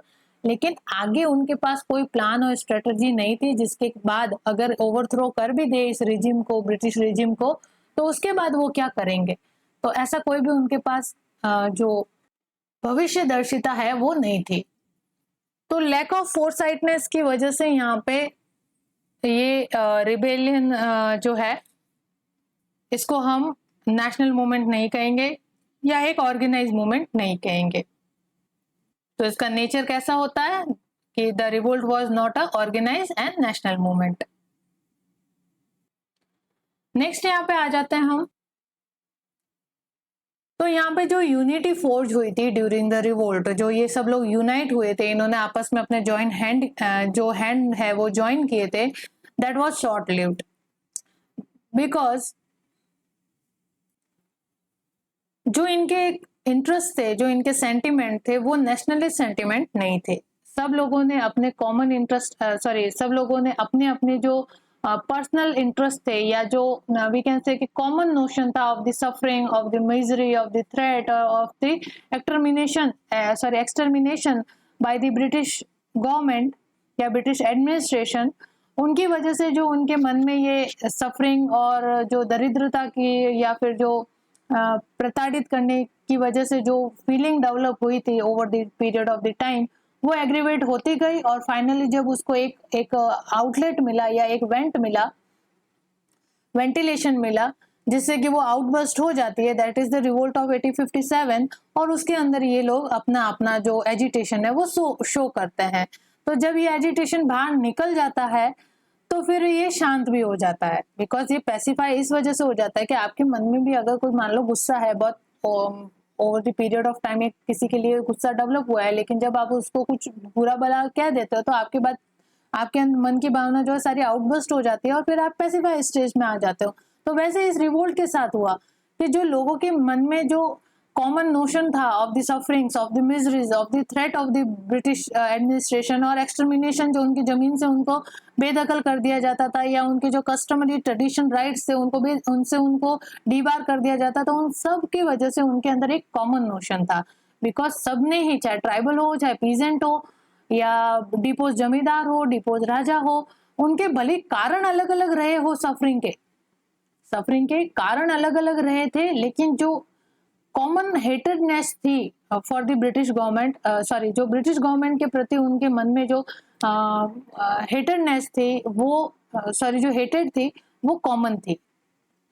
कारण अलग अलग थे सबके, जैसे जमींदारों को अपनी प्रॉपर्टी से बेदखल कर दिया, पीजेंट थे उनके ऊपर अत्याचार किए गए because of the high revenue demand, जो क्राफ्ट्समैन थे उनका शोषण हुआ, उनका एक्सप्लॉयटेशन हुआ। तो सबके कारण अलग थे सफरिंग के, लेकिन जो उनका ब्रिटिश लोगों के प्रति जो घृणा थी, जो हेटेड था, वो कॉमन था। तो इस वजह से सबने हैंड जो है वो ज्वाइन किए। तो उनका जो कॉमन इनेमी था, उनका जो दुश्मन था, जो इनेमी था, वो कॉमन था। इस वजह से इन लोगों ने सबने यहाँ पे हैंड जो है वो ज्वाइन किए। तो जैसे इनका एजिटेशन आउटबर्स्ट हो जाता है, जैसे वो लोग अटैक कर देते हैं या कुछ यहाँ पे ब्रिटिश ऑफिशियल को किल्ड कर देते हैं लूट मार मचा देते हैं या उनका जो लॉ एंड ऑर्डर है वो सब डिस्टर्ब कर देते हैं, तो उनकी फिर वो भावना भी पैसिफाई हो जाती है। और यहाँ पे नेशनलिस्ट सेंटिमेंट की कमी की वजह से ये रिवोल्ट जो है ज्यादा देर तक सस्टेन नहीं कर पाता है। तो ये सब नेचर रहे इस रिवोल्ट के जो हमने यहाँ पे देखे। तो जो रिवोल्ट है, भले ये नेशनलिस्ट मूवमेंट नहीं था, ऑर्गेनाइज नहीं था, जो भी इसमें कमियां रही, लेकिन फिर भी ये जो आने वाली जनरेशन है उसके लिए ये रिवोल्ट जो है एक सिंबॉलिक रहता है कि कैसा सिंबल क्रिएट करता है या कैसा सिंबॉलिक कहते हैं कि इस रिवोल्ट ने ब्रिटिश रूल के अगेंस्ट एक ग्रेट चैलेंज पोज किया था। ऑब्वियसली इतना मास रिबेलियन जो है, पहले भी रिबेल हुए हैं, हमने देखे हैं, ट्राइबल रिवोल्ट देखे, पीजेंट रिवोल्ट देखे, caste movement, but different time period पे डिफरेंट मूवमेंट हुए जिसको सप्रेस करना ब्रिटिश गवर्नमेंट के लिए बहुत ईजी था। लेकिन ये जो रिवोल्ट था ये साइमल्टेनियसली सब जगह हुआ, एक साथ आउटब्रेक हुआ, यानी कि 6 महीने के अंदर आप देखो मई से लगा के दिसंबर तक का जो पीरियड है वो कंप्लीट नॉर्दर्न पार्ट के अंदर रिबेल का रहता है। यानी एक साथ सब जगह यहाँ पे जो ये लॉ एंड ऑर्डर के अंदर डिस्टरबेंस है या जो ये रिवोल्ट है वो आउटबर्स्ट होता है। तो ब्रिटिश रूल को इसको सप्रेस करने के लिए अपनी आर्मी को जो है सेंट्रलाइज नहीं डिसेंट्रलाइज करना पड़ता है, यानी कि अलग अलग मोर्चों पे भेजना पड़ता है। पहले क्या होता था, रिवोल्ट जैसे मान लो ट्राइबल रिवोल्ट हुआ तो एक जगह ट्राइबल रिवोल्ट हुआ, सारी की सारी आर्मी वहां पहुंच गई, तो यानी आर्मी जो है वो सेंट्रलाइज होकर पहुंच के जो रिवोल्ट है उसको फुल्ली सप्रेस कर देते थे। लेकिन अब यहाँ पे क्या हो रहा था कि जो अलग अलग टुकड़ियां है आर्मी की वो अलग अलग दिशा में जा रही थी, यानी कि जो मेन फोर्स है इनका बट रहा था। तो इस वजह से रिवोल्ट को सप्रेस करना भी बहुत मुश्किल हो रहा था। तो हम कह सकते हैं कि इस रिवोल्ट ने as a great challenge pose किया फॉर द ब्रिटिश रूल। और अगर ये ऑर्गेनाइज वे में होता, इसको एक इफेक्टिव लीडरशिप मिल गई होती और जो जितने भी जो इसके सपोर्टर थे ब्रिटिश लोगों के जैसे जमींदार्स वगैरह, ये अगर वो इनके सपोर्ट में नहीं आए होते और रिबेल्स का साथ दिया होता तो ये डेफिनेटली जो 1857 का रिवोल्ट है यहाँ से ब्रिटिश रूल जो है भारत से ओवरथ्रो हो जाता। तो इस वजह से हम इस रिवोल्ट को, भले इसकी बहुत सारी कमियां रही, बहुत सारी चीजें इसके जो है नेशनलिस्ट मूवमेंट नहीं रहा, लेकिन फिर भी ये आने वाली जनरेशन को एज अ सिंबल पेश करेगा, अपने आप को एक एज अ सिंबल के रूप में दिखाएगा कि ये जो रिवोल्ट था इसने एक ग्रेट चैलेंज पोज किया फॉर द ब्रिटिश रूल। और ये जो फाइट थी इसके अंदर जो पार्टिसिपेंट्स थे वो ग्रेट फाइटर्स थे for the independence of the India, और they were the great leader of the for the independence of India. और इस रिवोल्ट ने एपिलिएशन भी गेन किया, that is the first war of national independence. तो इस revolt of 1857 को first war of national independence भी कह सकते हैं, बिकॉज इसके बाद से ही नेशनलिज्म जो है वो राइज होता है। नेशनलिज्म सेंटिमेंट यहाँ पे कमी रहती है, इस वजह से हम देखते हैं कि सबके कॉमन इंटरेस्ट नहीं होने की वजह होता है, सबके अपने अपने इंटरेस्ट है या अपने जो सेल्फ इंटरेस्ट है उससे ये गाइडेड होता है रिवोल्ट। लेकिन फिर इसके बाद अगर इस रिवोल्ट की जो स्टडी की जाती है या इस रिवोल्ट को देखा जाता है आने वाली जनरेशन के द्वारा, तो फिर ये एक नेशनलिस्ट मूवमेंट के रूप में देखा जाता है, जिसने एक नेशनलिज्म की भावना को इंडियन सोसाइटी के अमंग राइज करने के लिए एक स्पार्क की भूमिका निभाता है, that is the revolt of 1857। तो आज का सेशन हम इसी के साथ एंड करते हैं। Stay tune till the next session of this topic. I hope you like this session. Please do like, share and comment to our study channel examyata.com. Thank you.